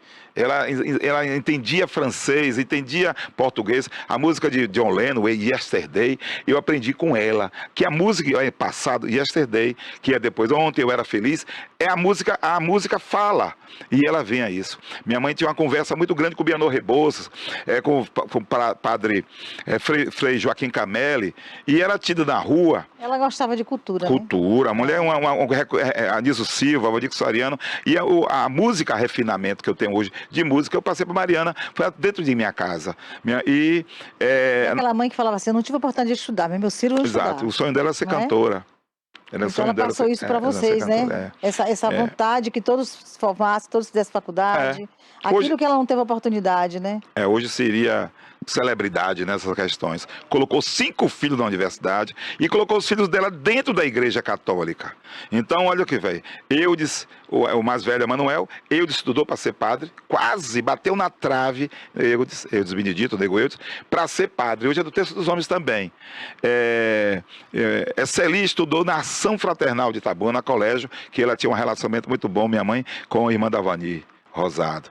Everaldo também foi da igreja, e eu fui coroinha, participei da igreja, grupo de jovem, e ela conhecia o calendário católico todos os santos, se você me perguntar, eu digo, por causa de minha mãe, os mastros da igreja, todos os mastros da igreja católica, a história de São Francisco de Assis, ontem, Santa Clara com Francisco de Assis, Santa Bárbara, Santa Luzia, então o calendário, ela pegou os filhos dela todinho. Agora, como o Jorge Amado falou, ela não ia à igreja, com medo de ser hostilizada. E hoje que eu observo isso. Mas ela sabia que existia um Deus. Exato, sabia. Ela sabia disso, da existência, né? Exato. E aí veio a profissão, ela pegou os filhos dela, nenhum Eudes sai, Emanuel sai de casa para trabalhar com Leone Lebovitz, depois foi comerciante. Everaldo Eudes sai de casa para trabalhar com o doutor Gerson Freire, o escritório do doutor Gerson Freire, advogado, e depois para o Estado. Celi sai de casa, foi trabalhando num escritório e se casou. Everaldo sai de casa e foi para o Diário Itabuna, levado por mim, e eu fui ao Diário Itabuna. Eu pedi emprego em 75. O meu sonho era trabalhar em rádio. Você tinha quantos anos? Eu tinha 13 para 14 anos. E eu entrava no Grapiúna, desculpa, pela porta do fundo para ser atleta lá. E hoje o Grapiúna não existe, é ironia. E aí eu pedi um emprego ao seu Valdemir Andrade. Pedi emprego num dia, no outro dia eu trabalhei. Eu entrei num dia, no dia 23 de março de 75, eu pedi emprego ao Valdemir Andrade por telefone. No outro dia entrei, eu era repórter policial, não parei mais. Trabalhei em 75, no Diário Itabuna, entrei em março de 75, março, abril, maio, junho eu ganhei manchete do jornal. Aí, quando foi em agosto, eu passei a receber salário mínimo. Quando foi em setembro, o jornal assinou minha carteira. E aí, quando foi em 77, eu estava em Salvador, no Jornal da Bahia. Eu não estava no tiro de guerra quando entrei. Fui, doutor, para conhecer o jornal. Quando voltei de avião pela primeira vez, porque o dono do jornal gostou. Então, vou agradecer a Deus. Em você, tava... Aí, Jornal da Bahia, Tribuna da Bahia, Correio da Bahia, tá aí, pronto. Estava Parei. no sangue a comunicação em você, não é? Certo. E eu não posso reclamar. E aí... Quantos anos na comunicação? Eu vou completar agora, de 75, 49 o ano que vem. Trabalhei em todos os jornais. O único jornal que eu não trabalhei foi a Região, por questões óbvias, questão da linha ética do jornal. Mas eu tinha um relacionamento muito bom com Manuel Leal e lamento a ausência dele, o brutal assassinato dele. O único jornal que eu me recusei a trabalhar foi a Região. Mas todos os jornais eu trabalhei. E TV? TV, fundei TV Santa Cabralha, depois, um ano depois TV Santa Cruz, e fundei aqui com o Barbosinha também. Então a minha área... meu sonho, eu gosto de jornalismo, é uma profissão muito de coragem, viu? Ninguém é mais forte que ninguém. Coragem mesmo. Coragem, com leitura. Certeza, Ninguém é mais poderoso. Eu não concordo com essa história de dizer que é terceiro poder, quarto poder. Eu sou um trabalhador. Só que a diferença, Vitória, de Aderivaldo Benedito, repórter, para o motorista de Augusto Castro e do segurança do deputado Pancadinha, não tem diferença nenhuma. A diferença é que eu chego até o Augusto Castro por força da minha profissão. E o motorista de Augusto Castro chega até Augusto Castro por força da profissão dele. E o segurança de Pancadinha chega por força da Está sempre ao lado. Ao lado, em função disso. Verdade. Fora disso, eu tenho acesso às autoridades por força da minha profissão. Não é porque sou amigo, eu sou herói, eu sou isso e aquilo. Mas as pessoas acham que não tem um vínculo. Lógico que eu tenho amigos. Nós somos profissionais de comunicação, nós somos seres humanos. Eu tenho amigos na atividade e eu almoço. Mas... tem pessoas que eu sou obrigado a perguntar, a conviver no dia a dia, porque se eu pudesse eu não viveria, por vários aspectos. Mas a minha profissão é uma profissão que eu estou achando que está em extinção. Jornal impresso está em extinção, lamento profundamente dizer isso. Já não existe. Exato, está diminuindo. Já não existe mais, né? Diminuir Impresso, eleitores, né? que as pessoas não estão lendo, e porque é uma atividade que estimula a leitura. Jornal estimula a leitura. Eu aprendi a ler lendo o jornal à tarde, que meus vizinhos iam buscar o jornal. O jornal ia 2 dias. Jornal à tarde enorme, ficava debruçado e lendo o jornal. Gibi, recomendo muito a leitura. E eu li muito, Vitória Ripe. Eu li tanto que eu esqueci, mas li tudo, os clássicos todos possíveis e imagináveis. E isso me fez bem. A história do cacau, a história da região cacaueira, que hoje alguém fala, mas fala sem propriedade. Eu vi a história e eu ouvi e acompanhei. A história da região de Itabuna não foi contada. E muita gente conta de ouvir dizer. Eu conheço a história porque eu convivi com a história. De 1968 para cá, se você me perguntar sobre Itabuna, eu falo. Do enterro de Alcântara para cá, eu falo, Vitorinha. Porque eu vivenciei. Estado de Santa Cruz, produtor de cacau, sabe a herança do produtor, porque alguém fala que o produtor é arrogante. Não é o produtor que é arrogante, uma minoria arrogante, viu? Teve muita gente. E a região está assim, por causa do produtor de cacau também, pensa em arrogância, sem a sensibilidade. Essa região era para ser a região mais pujante do planeta, pelo que tem, pelo que já produziu, o que pode produzir. Verdade. Bené, você também fez várias assessorias também, né? Você foi assessor de algumas entidades também, né? Como a MURC também.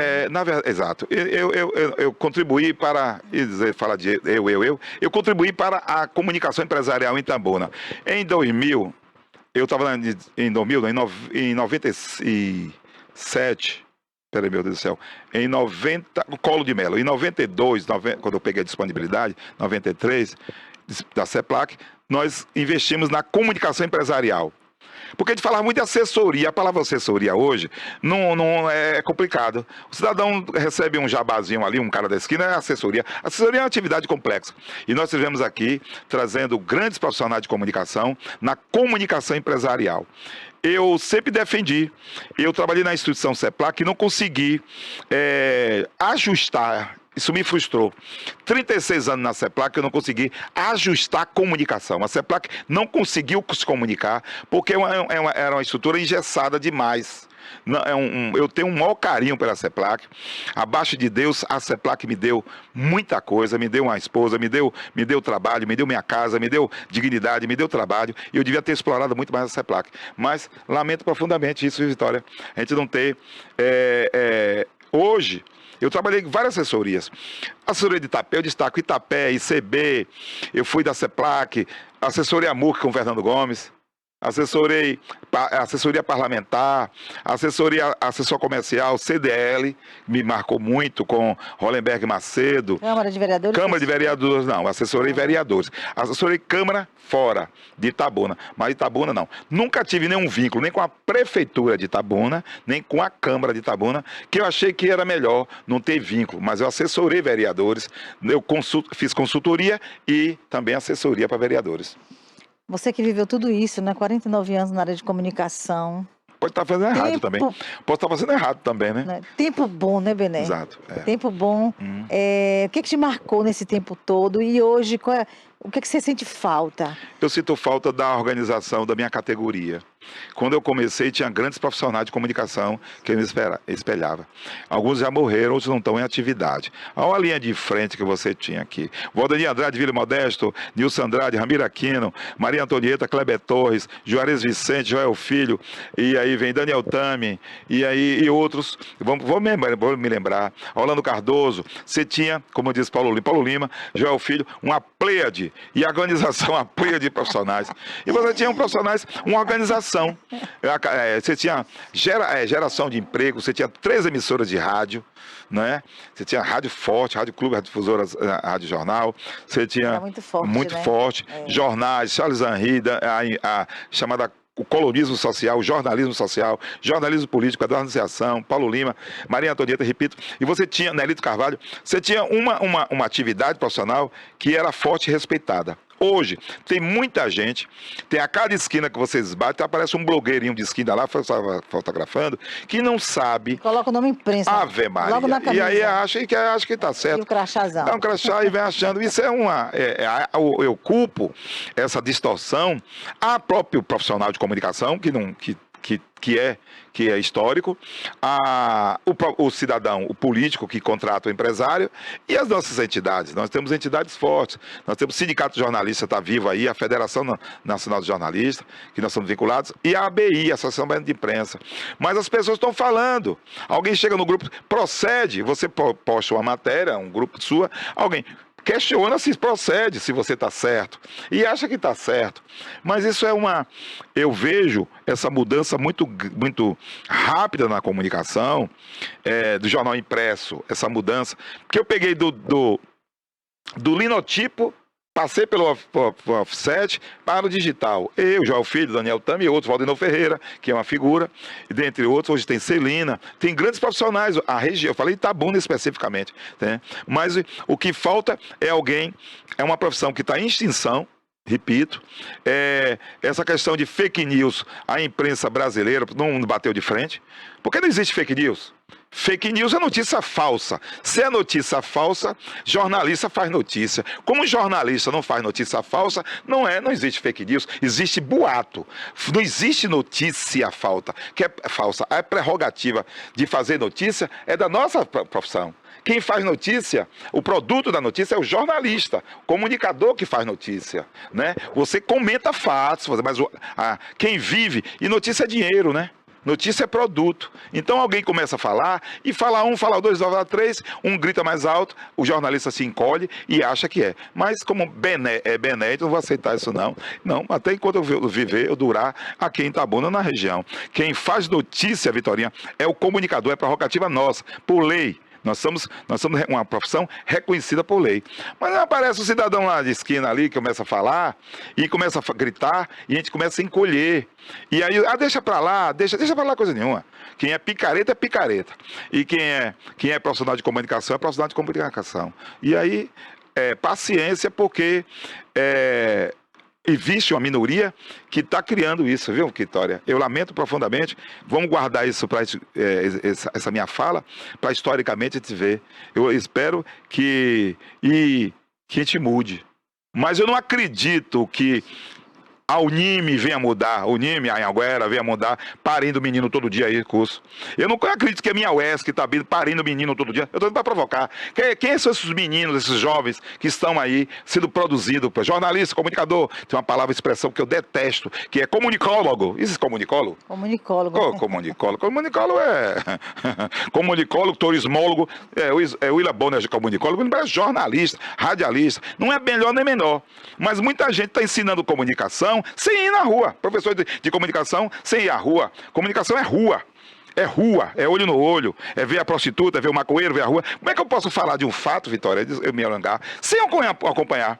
Como é que eu posso falar de ônibus em Itabuna se eu não ando de ônibus? Eu ando de ônibus, eu ando de motopau, eu ando caminho, eu vou à feira. Para Benedito falar determinado assunto, o repórter falar, ele tem que vivência, né? Ele tem que olhar, ouvir, parar no jogo de bicho, pedir uma foto lá, caminhar a rua à noite, ver quem é quem, onde é que tem maconha, onde é que tem gente séria, onde é que tem igreja. E as pessoas estão falando de ouvir dizer. Ouvir dizer não é jornalismo. Tá tudo muito rápido, né? Tá. E é uma mudança muito complicada, né? Nesse momento realmente. Isso aí é chamada rede social, porque é bonita a rede social, é linda. A rede social o boato de hoje era por baixo da porta, mas veja, esse instrumento aqui é instrumento de positivo e negativo. Só que alguém está envelhecendo, a geração está chegando aí, que tudo se fala agora. Você não vê poucos jornalistas. Eu vou fazer um desafio a você. Você já viu um bom repórter em Itabuna? Me aponte um bom repórter de rua que fez uma matéria densa, segura, diz assim: olha, vou avaliar agora o governo Augusto Castro em termos de saúde, ouvir Lívia, ouvir o prefeito, ouvir o vereador, fazer uma matéria segura e assinar. Uma matéria com no mínimo 4 parágrafos. Segurar, pá! Você já viu algum repórter fazer a situação, quantas crianças estão morrendo em Itabuna, mulher, tal. Uma matéria segura e assinar. Ouvir delegado, ouvir secretário, ouvir para lá e para cá. Não tem. Você não tem um bom repórter. Verdade. Você diga aí quem é repórter de rua. Tem analista político, tem não sei o quê, blogueiro, tem isso e aquilo, mas um bom repórter de rua que checou, que informou, que ouviu. Quando você pegar a matéria assim, você sentir a verdade. Né? Quando você estiver degustando sorvete, que é notícia bem equilibrada, porque a notícia tem que ter um equilíbrio. Notícia, eu aprendi com Telmo Padilha, aprendi com grandes profissionais. Se você pegar o texto, ele tem um equilíbrio. Se você começar com 4 linhas, é uma técnica. Se você começar o parágrafo com 4 linhas, mantenha as 4 linhas, que você tem a respiração, você dá prazer, é como o livro de Saramago, o livro de Jorge Amado, você dá prazer. Mas o cara solta de qualquer forma, mesmo comigo, quer ser contigo, não tem concordância verbal, nominal, tal, e é analista político, é blogueiro, é jornalista, é radialista, é isso. E alguém está ganhando dinheiro com isso e alguém está perdendo. Quem perde é a comunidade. E estão ganhando muito dinheiro mesmo, viu? Tem gente ganhando muito dinheiro com isso aí. Como diz minha avó, Quem começou na maquinazinha, né, Bené? Quem começou na maquinazinha de escrever, né, Bené? Sem internet, sem nada. Exato. E o boato ganha. Alguém está ganhando com o boato, alguém está ganhando com a deformação. E aí quem deve discutir isso é o Sindicato dos Jornalistas. Deformação da comunicação. Deformação. Da comunicação. Da comunicação, da informação. É verdade. Quem deve discutir isso é o Sinjorba, quem é o dirigente, meus colegas dirigentes do Sinjorba. Quem deve discutir isso, Vitorinha, é a ABI. Você tem uma categoria, a sociedade também. Alguém está falando coisa que não tem, eu diria assim, estofo para levantar essa questão. Mas, lógico que a gente vai passando a mão pela cabeça e E vai acontecendo. E a mentira vira verdade. Oxente, né? desde 1900 e Hitler. Ô, Bené, que bom você estar aqui, viu? É muito bom.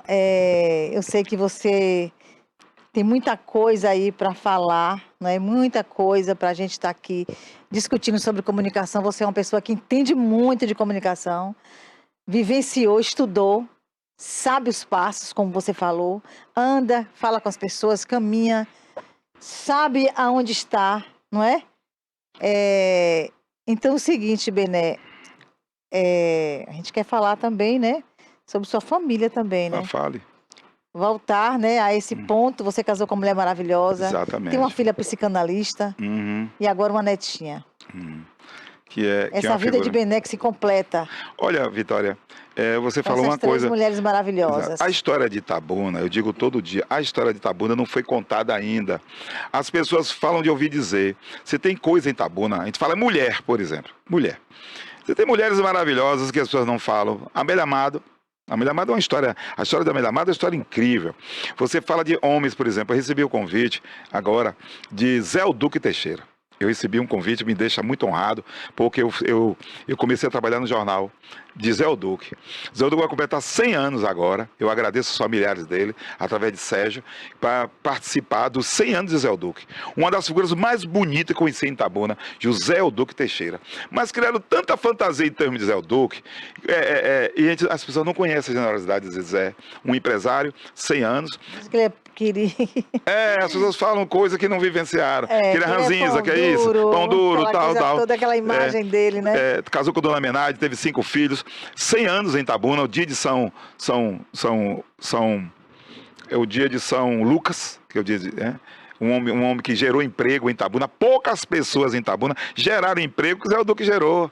Gerou emprego com vender o veículo. Olha que coisa. E a outra é Fernando Gomes. As pessoas falam de Fernando sem conhecer Fernando. Eu convivi com o Fernando. Fernando é uma figura que cantava. Sensível, cantava. E eu nunca falei de política com o Fernando. Conversava com o Fernando sobre Valdir Soriano, falava sobre futebol, flamenguista. E ele disse, nego, como é que vai? E ele conversava comigo. Disse assim, olha, você é poucas pessoas que chegam aqui que não me pedem nada. Mas eu nada ao senhor, eu vim aqui para conversar. E conversava com ele, numa boa. E aí as pessoas iam pedir coisa a ele. Pediu levar fofoca. A gente conversava com ele sobre Flamengo, ele falava sobre a história da cidade, sobre vaqueiro, sobre criança. Então é um ser humano que vem. E as pessoas criam mito, não convivem. Aí vocês falam de Geraldo, por exemplo, as pessoas falam de Geraldo Simões sem conviver com as pessoas. Isso é ruim. Falam que doutor Renato Costa é um homem de fígado. Doutor Renato é uma figura maravilhosa. Fala de Mangabeira. Mangabeira, que é isso e aquilo. Então a cidade de Itabuna tem e conta uma versão que não é verdadeira e passa a ser verdadeira, como se você estivesse convivenciando. Alcântara, eu não convivi com Alcântara, mas CNPC, eu posso falar de Cacau, Vitória. Eu trabalhei 15 anos no CNPC, aquele prédio ali, eu trabalhei 15 anos, convivi com o Zé Haroldo Castro Vieira, eu trabalhei 36 anos, será que eu não conheço essa história dessa região? E as pessoas começam a falar, de ouvir dizer, aí o blogueiro de esquina, né, o picareta lá, passa a ser verdade, porque ele acha que ele começa a falar, e ninguém refuta. Então essa história dessa cidade, das lavadeiras, de Pinheirinho, do comunista sendo organizando os bairros da cidade, e para falar da minha cidade, tem que entender e estudar a minha cidade. E eu estudei a minha cidade. Eu sei a história da minha cidade todo dia. É sírio-libanês, é negro, quem chegou na cidade, quem não chegou. E as pessoas falam. Mas para minha frente não vai falar, sabe por que não fala? Porque não fala o que eu estudei. Eu estudei como cidadão, como estudei na escola. Eu fui ao UESC estudar o braço escravo do Cacau. Quem foi Paulo Nunes? Quem foi a Charqueada? Quem foi Coronel Tertuliano Guedes de Pinho? Quem matou gente em Itabuna? Quem botou revólver na boca dos outros? Quem não pagou salário? Então, a história, quem foi Oscar Marinho Falcão? Então, para dizer isso, quem é família tradicional em Itabuna? A família tradicional em Itabuna é quem hoje não deve a Augusto Castro, não deve a Geraldo Simões e não deve a Pancadinha. Quem paga o imposto em dia, essa que é a família tradicional. Pessoas independentes. Quem paga, exato. Verdade, essa que é a vida. Então, voltando à minha família... Pessoas que lutam, né? Quem luta, Vitorinha? É quem não deve nada desses caras. nossa. Quem olha para um canto quem paga o IPTU em dia, quem está com o 10º em dia, que não está dependendo, que está na cooperativa lá em dia, que está no seu salário em dia, criando seus filhos com dignidade. É o taxista, é a dona de casa, mas não é a gente que fica aparecendo que vende. E vende uma situação, uma verdade que não é verdadeira. Aí eu gosto que você falou, não sei o tempo. Uma cidade que tem uma imagem que não é verdade. Alguém fala, Fernando Gomes destruiu o teatro. Fernando Kuma destruiu o teatro. Praça Camacan. Eu estava lá quando o Fernando Gomes... Eu estava lá, eu era repórter da Erivaldo Benedito, estava no gabinete do prefeito Fernando Gomes, o chefe de gabinete era Flávio Simões, e quem pediu para derrubar o teatro foi Candinha Dória. Candinha Dória foi lá, Candinha Dória e Zé Lés pediu para Fernando Gomes derrubar o teatro. E aí Fernando Gomes destruiu o teatro. E agora a pessoa começa a falar de coisas que não conhece. O integralismo em Itabuna, o enfrentamento do sabe que eu sou, de engolir gente. Essa terra, a história de Itabuna, esse Rio Cachoeira, dona moça, tá morto de tanta morte. Muita gente matou gente, espancou gente, humilhou. Itabuna tem uma dívida espiritual muito grande. E alguém hoje começa a falar. Massacre, demais. Pessoas, Mas eu não estou dizendo isto contra alguém, não. Porque quem manda hoje é o pessoal, veja bem, quem manda em Itabuna hoje é o petista que apoiou Jeromo, que é do PT, que apoiou Lula lá, nossa estrela, e que não deve nada. Quem apoiou é que sofreu, quem apanhou. Itabuna teve demissões. Eu vi casos. Eu fui afastado da televisão por demissão e denúncia de afastar, de demissão. Ou ele tem direito à demissão? Perseguição. Eu vi na CEPLAC ninguém perseguindo. E hoje não tem condição. Já vi gente de Itabuna de trocar o carro porque quebrou a luminária. Quebrou a luminária. E demitiu a pessoa que foi ligar para a pessoa e demitir. Hoje não tem condição de comprar luminária. O Cacau é cruel. O Cacau é cruel demais. E quem anda... Porque o problema da cidade é pose.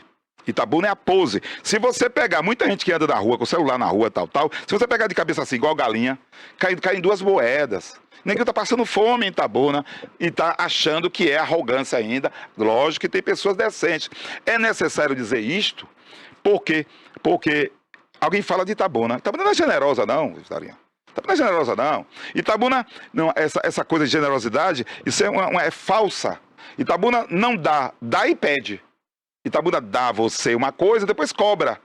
Poucas pessoas em Itabuna são generosas. Mas está mudando. Não muda, não. Porque muda, a não ser que mude o Cacau também. Estão vindo novas gerações também. Sim. Estão vindo pessoas de fora com nova visão também. Nova visão. Acabando essa coisa aí, não é? Mas as pessoas continuam defecando no Rio Cachoeira. Uma coisa que você estava falando, Bené, que é bom a gente ressaltar aqui, interessante que eu estou aqui com você hoje, aproveitando isso, esse momento, de dizer, né?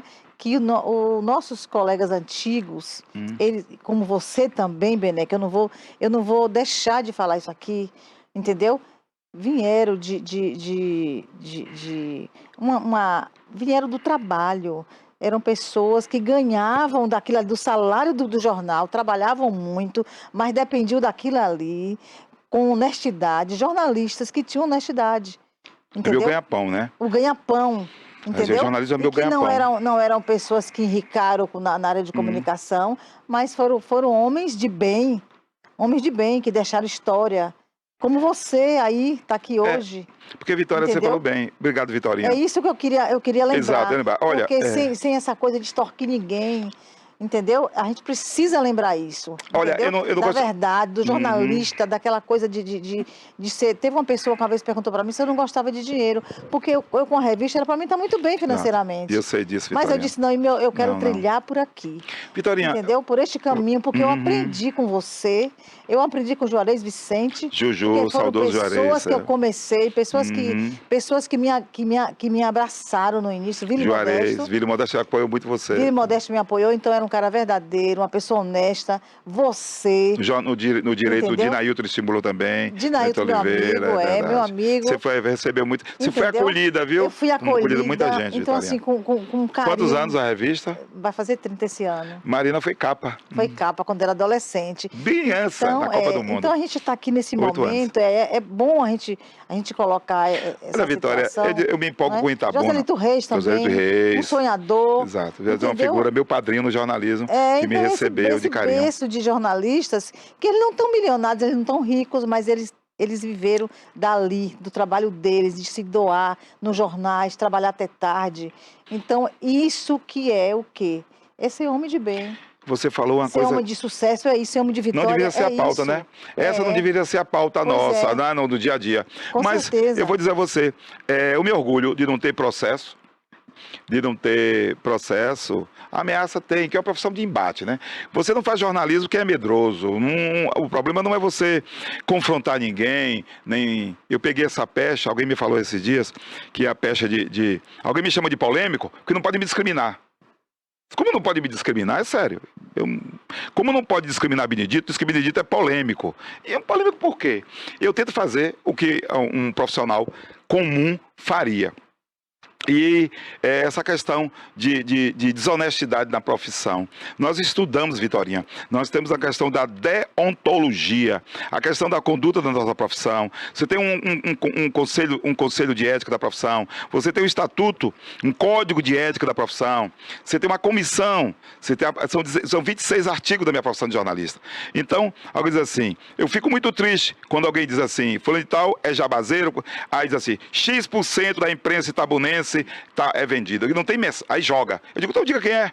Porque não tem. O cara pode dizer o seguinte, Bené é brigão, é confusento, não gosto dele, é ótimo. Ele não gosta de mim, ninguém é obrigado a gostar. É Derivaldo Benedito, chegou aqui na minha empresa e pegou um pedaço de carne e levou para casa enrolado no jabá. Não diz, sabe por que não diz? Mesmo pode até pensar em querer dizer, mas não diz porque não diz. E alguém diz assim, olha, esses dias um político falou, as pessoas respeita você, Benedito, pela sua inteligência, porque você é inteligente. Porque se não fosse, ninguém poderia esmagar você. Itabuna esmaga. E eu estou acostumado com isso, Vitória. Esmaga. Como você não pode dizer que fulano de tal, por exemplo, no comércio de Itabuna, se você me chamar o comércio de Itabuna, eu discuto o comércio de Itabuna. Que eu falo sobre ordenamento, porque eu estudei sobre ordenamento político na condição de jornalista. Se você falar de saúde de Itabuna, eu posso falar criança e adolescente, eu posso falar de criança e adolescente, porque eu estudei, eu estou com uma ONG de quase 20 anos. Vamos falar sobre daqui a pouco, Cari, né? Não, é a Cari. Então, daqui a pouco nosso tempo também termina. Me diga só o tempo, só tem 20, você tem 5 crianças morreram. Você fala de empreendedorismo feminino. Eu conto a história das mulheres todas. Porque está na moda. Empoderamento da mulher. Eu conheço mulheres que têm em você mesmo. É um quadro, você é uma figura. E você não diz que você é poderosa mulher. Que a mulher está apanhando. E a mulher que não apanha? E a mulher que trabalha, que produz? Que essa questão de gênero é uma coisa complicada para alguns. Alguém ganha. Alguém ganha com fome. A fome gera emprego, gera voto, a violência gera coisa. Então, ele tem que olhar diferenciado. O meu papel como cidadão... Defende, não defende. Claro, né? Muita gente ganha voto. Olha, miséria, futebol, Estado Luiziana Filho, não vai terminar nunca. Não vai terminar porque não tem tempo hábil. E quando você não quer ouvir isto, se eu disser ao secretário Alcântara que eu tenho um documento provando cientificamente que ele não vai concluir, porque o estádio está péssimo, ele vai ficar chateado comigo. Aí, como ele não tem condição de me contestar, ele vai me ofender. Bené é polêmica, é boca de tubarão, tal, você tá entendendo? Mas eu tô acostumado com isso. Às vezes as críticas até despertam a pessoa. Mas não é problema meu, minha função é criticar. Até desperta o outro. Exatamente. E falar, poxa, eu vou seguir por isso aqui, Lógico. Legal, né? Que bom. E aí, é isso, tem crítica que constrói. Lógico. E aí eu digo, o cidadão pode questionar. O cara pode dizer que não gostar de mim. E eu tenho profissionais hoje, eu tenho assim, não vou citar nomes, tem grandes profissionais nessa região, e eu vou citar. Daniel Tamer, Orlando Cardoso, aí você tem Valdinão Ferreira, vários companheiros. Barbosinha. Você tem. Então, são profissionais que, assim, alguém diz assim, fulano de tal joga o barro na parede, que Itabuna é terra de supapo. Itabuna tem não sei quantos jornalistas. Jornalista está na lista, está na folha da prefeitura. Eu digo, estou na folha de São Paulo. Eu estou na Folha de São Paulo. É problema de Augusto Castro, que botou quem está na folha dele lá. É problema da relação espúria, prostituída de Augusto Castro com quem botou ele na folha. Não sou eu que tenho que dizer. Aí Augusto fica zangado comigo, fica chateado comigo e manda o quebra-faca dele me ver. Quer dizer que eu estou errado. Mas errado é Augusto Castro, é quem está na folha, e o quebra-faca de Augusto, que está querendo atingir quem está certo. Você na linha reta, não diz. Viu, Vitória? Então, eu lamento profundamente, nessa minha profissão, chegar a esse ponto, alguém criticar a atuação de um profissional que está está talhado, preparado para orientar. Nossa orientação é técnica. Isso, exatamente. Qual é o horário que a gente tem? Nós ainda temos, certo. acho que, Dá. 10 minutos. Pergunte. Se faltou família ainda. A Você sua família, que é uma família linda que você Olha, construiu, não é? Exato. Mulher, eu acho Trindade uma das mulheres mais fantásticas. Fantástica. Mais fantástica, eu Fantástica. acho, viu? Trindade ela veio do Maranhão e se adaptou a Itabuna para a CEPLAC e ela ingressou na CEPLAC em 76, 77, trabalhou de 77 a 2022 e a trajetória de Trindade é uma trajetória mais bonita que eu já vi em minha vida. Ela entra como contínua na CEPLAC, office boy. E chega a chefe do setor que ela trabalhou. Ela se aposenta como chefe do setor, ela fez magistério. Isso é empoderamento. Exatamente. Isso é empoderamento. Ela entrou na CEPLAC como contínuo e sai como diretora do órgão. Né? E cresceu dentro do órgão. Ela entrou foi professor, magistério, depois do magistério, fez contabilidade, magistério e fez gestão de pessoas. Ela já e fez palestra, faz orientação. Você não vê Mariana Trindade no meio da rua aí gritando com o empoderamento da mulher. Então, gente gravando live aí, fazendo pataquada no meio da rua. Mariana dispensa comentário. Mariana estudou na Escola Moranguinho, Colégio Batista, Sistema, Universidade, e ingressa na administração, curso de administração. Fez especialização em administração financeira, administração marketing e hoje fez psicanálise e é uma das mais preparadas psicanalistas do estado da Bahia.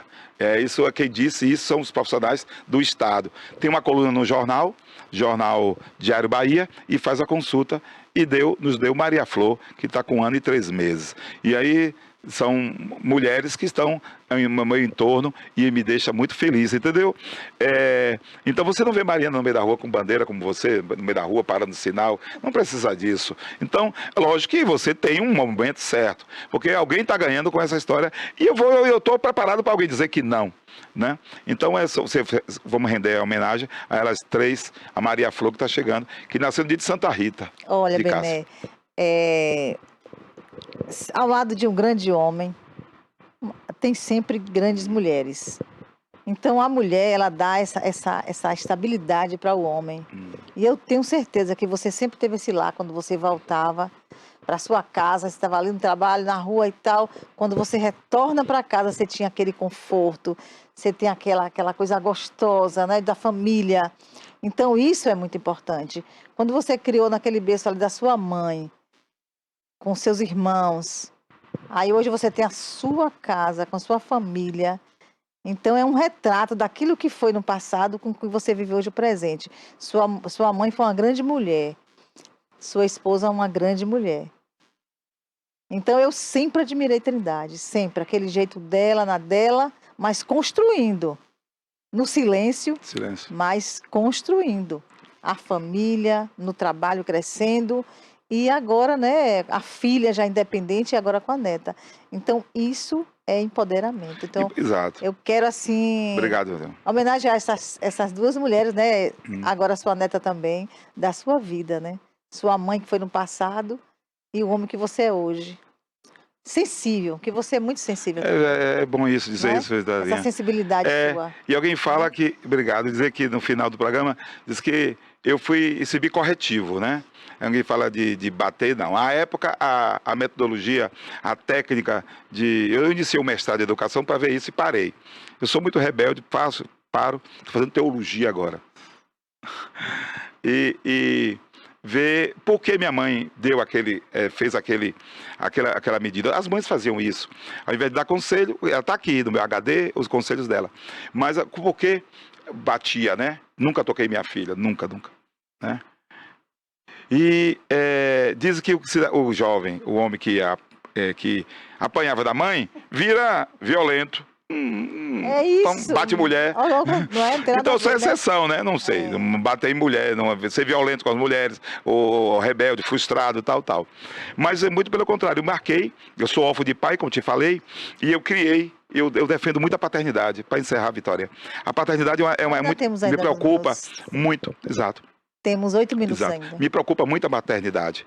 E eu, desde garoto, a minha mãe foi minha mãe e pai.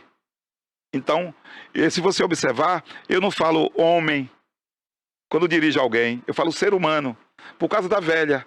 Então, em respeito ao meu ambiente, tia Celi, que era a rainha, e minha mãe, quando eu disse, o homem diz isso, o ser humano, já é gênero. Eu digo ser humano, ser humano. Pois minha mãe criou assim, dessa forma. E aí a figura paterna me marca muito. Você não sabe o vácuo que tem no meu coração a presença paterna. Eu guardo para mim. Eu perdi meu pai com 1 ano de idade. E eu sei o quanto. Mas a dona Bazinha é mãe e pai ao mesmo tempo. Eu disse, vou criar uma ONG.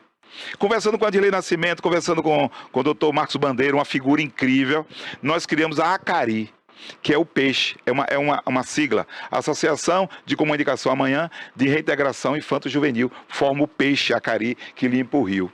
E a Acari vai completar 20 anos, dia 12 de outubro, completa 19, nós estamos na contagem regressiva. 9 crianças morreram este ano de fome em Itabuna. Quando eu digo 9 crianças, aí aparece o quebra-faca de Augusto Castro. Vocês sabem, eu né? sei. Não, e aí, 9, só de 9. Eu sei que é o nosso conhecimento. Aí eu chego, tá queimando o governo Augusto Castro, como se fome tivesse a ver com Augusto Castro. Fome mata. Não, a preocupação da gente hoje é a fome e a criança. O objetivo da Acari trabalha com quê? É cidadania. Criança, sim. idoso, povos indígenas, mulher e jovens de modo geral. Então, a proposta nossa, fizemos um estudo, 54 páginas sobre fome. Aí nós entregamos isso a eu não posso falar, porque eu estou representando a ONG. Se fosse como cidadão, já teria dito o nome do cidadão. Aí alguém vai e questiona. Itabuna tem gente morrendo de fome. Itabuna tem 54 mil pessoas com dificuldade.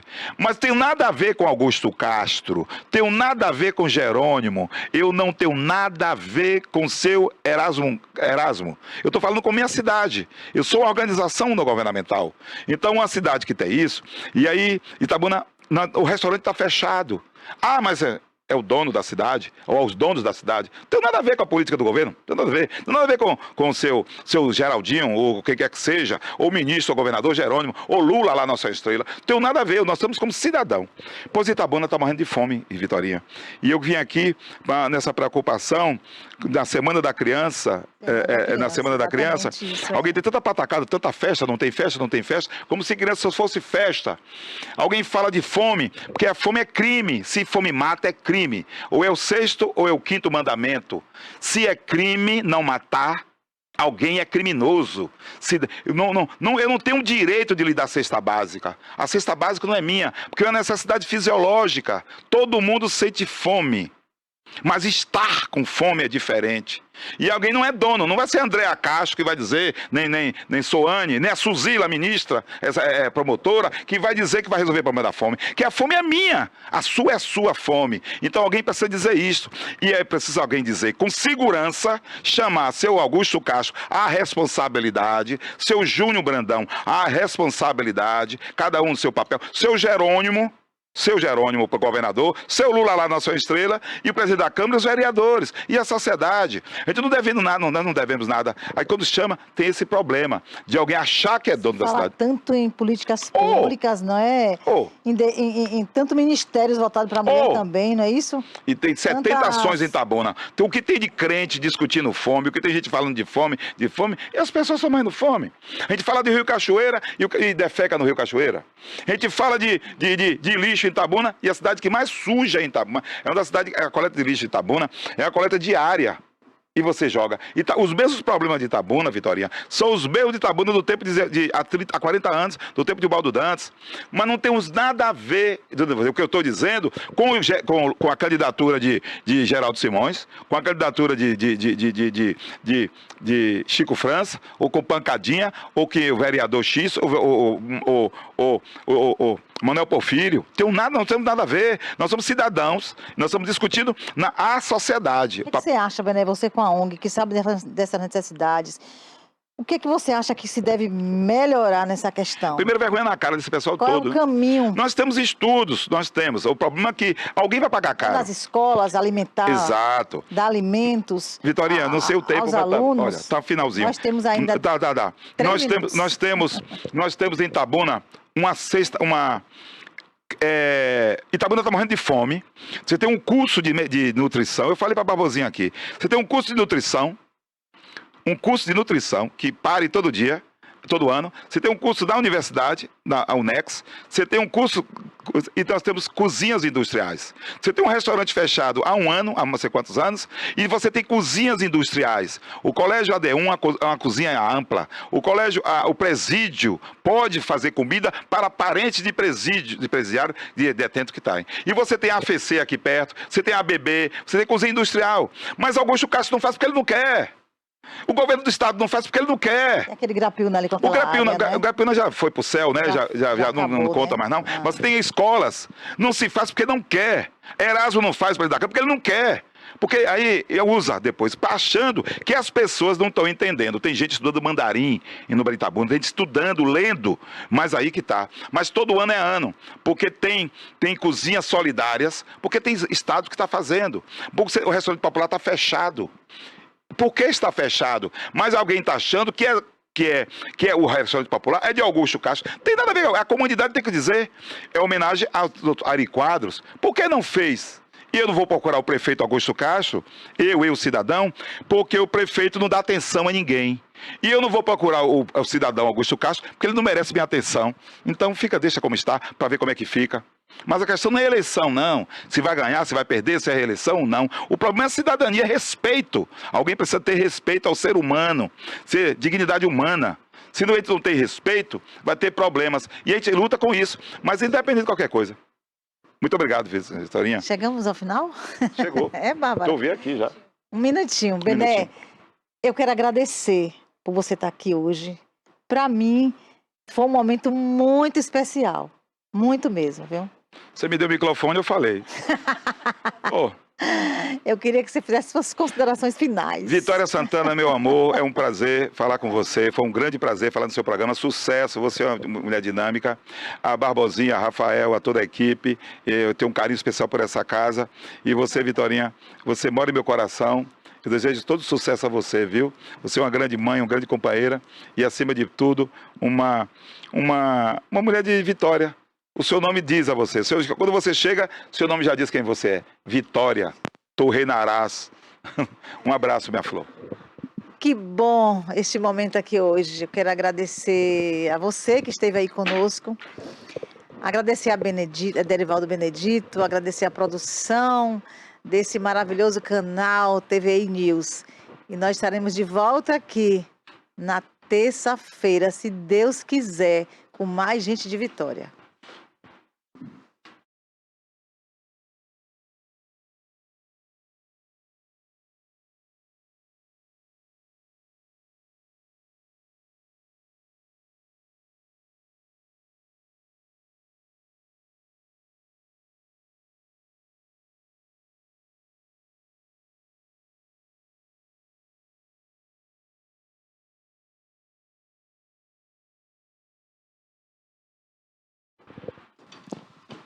Isso aí, o Gente de Vitória é um sucesso aqui na TVI. Estamos encerrando mais um programa TVI News. Amanhã tem mais a partir das 10 horas. Agora o próximo programa é o Alerta Cidade, que vai ser apresentado hoje por Carlos Barbosa. E para você que assiste o gravado, temos outra grade aí diversificada. Muito obrigada pela sua audiência. Tchau, tchau.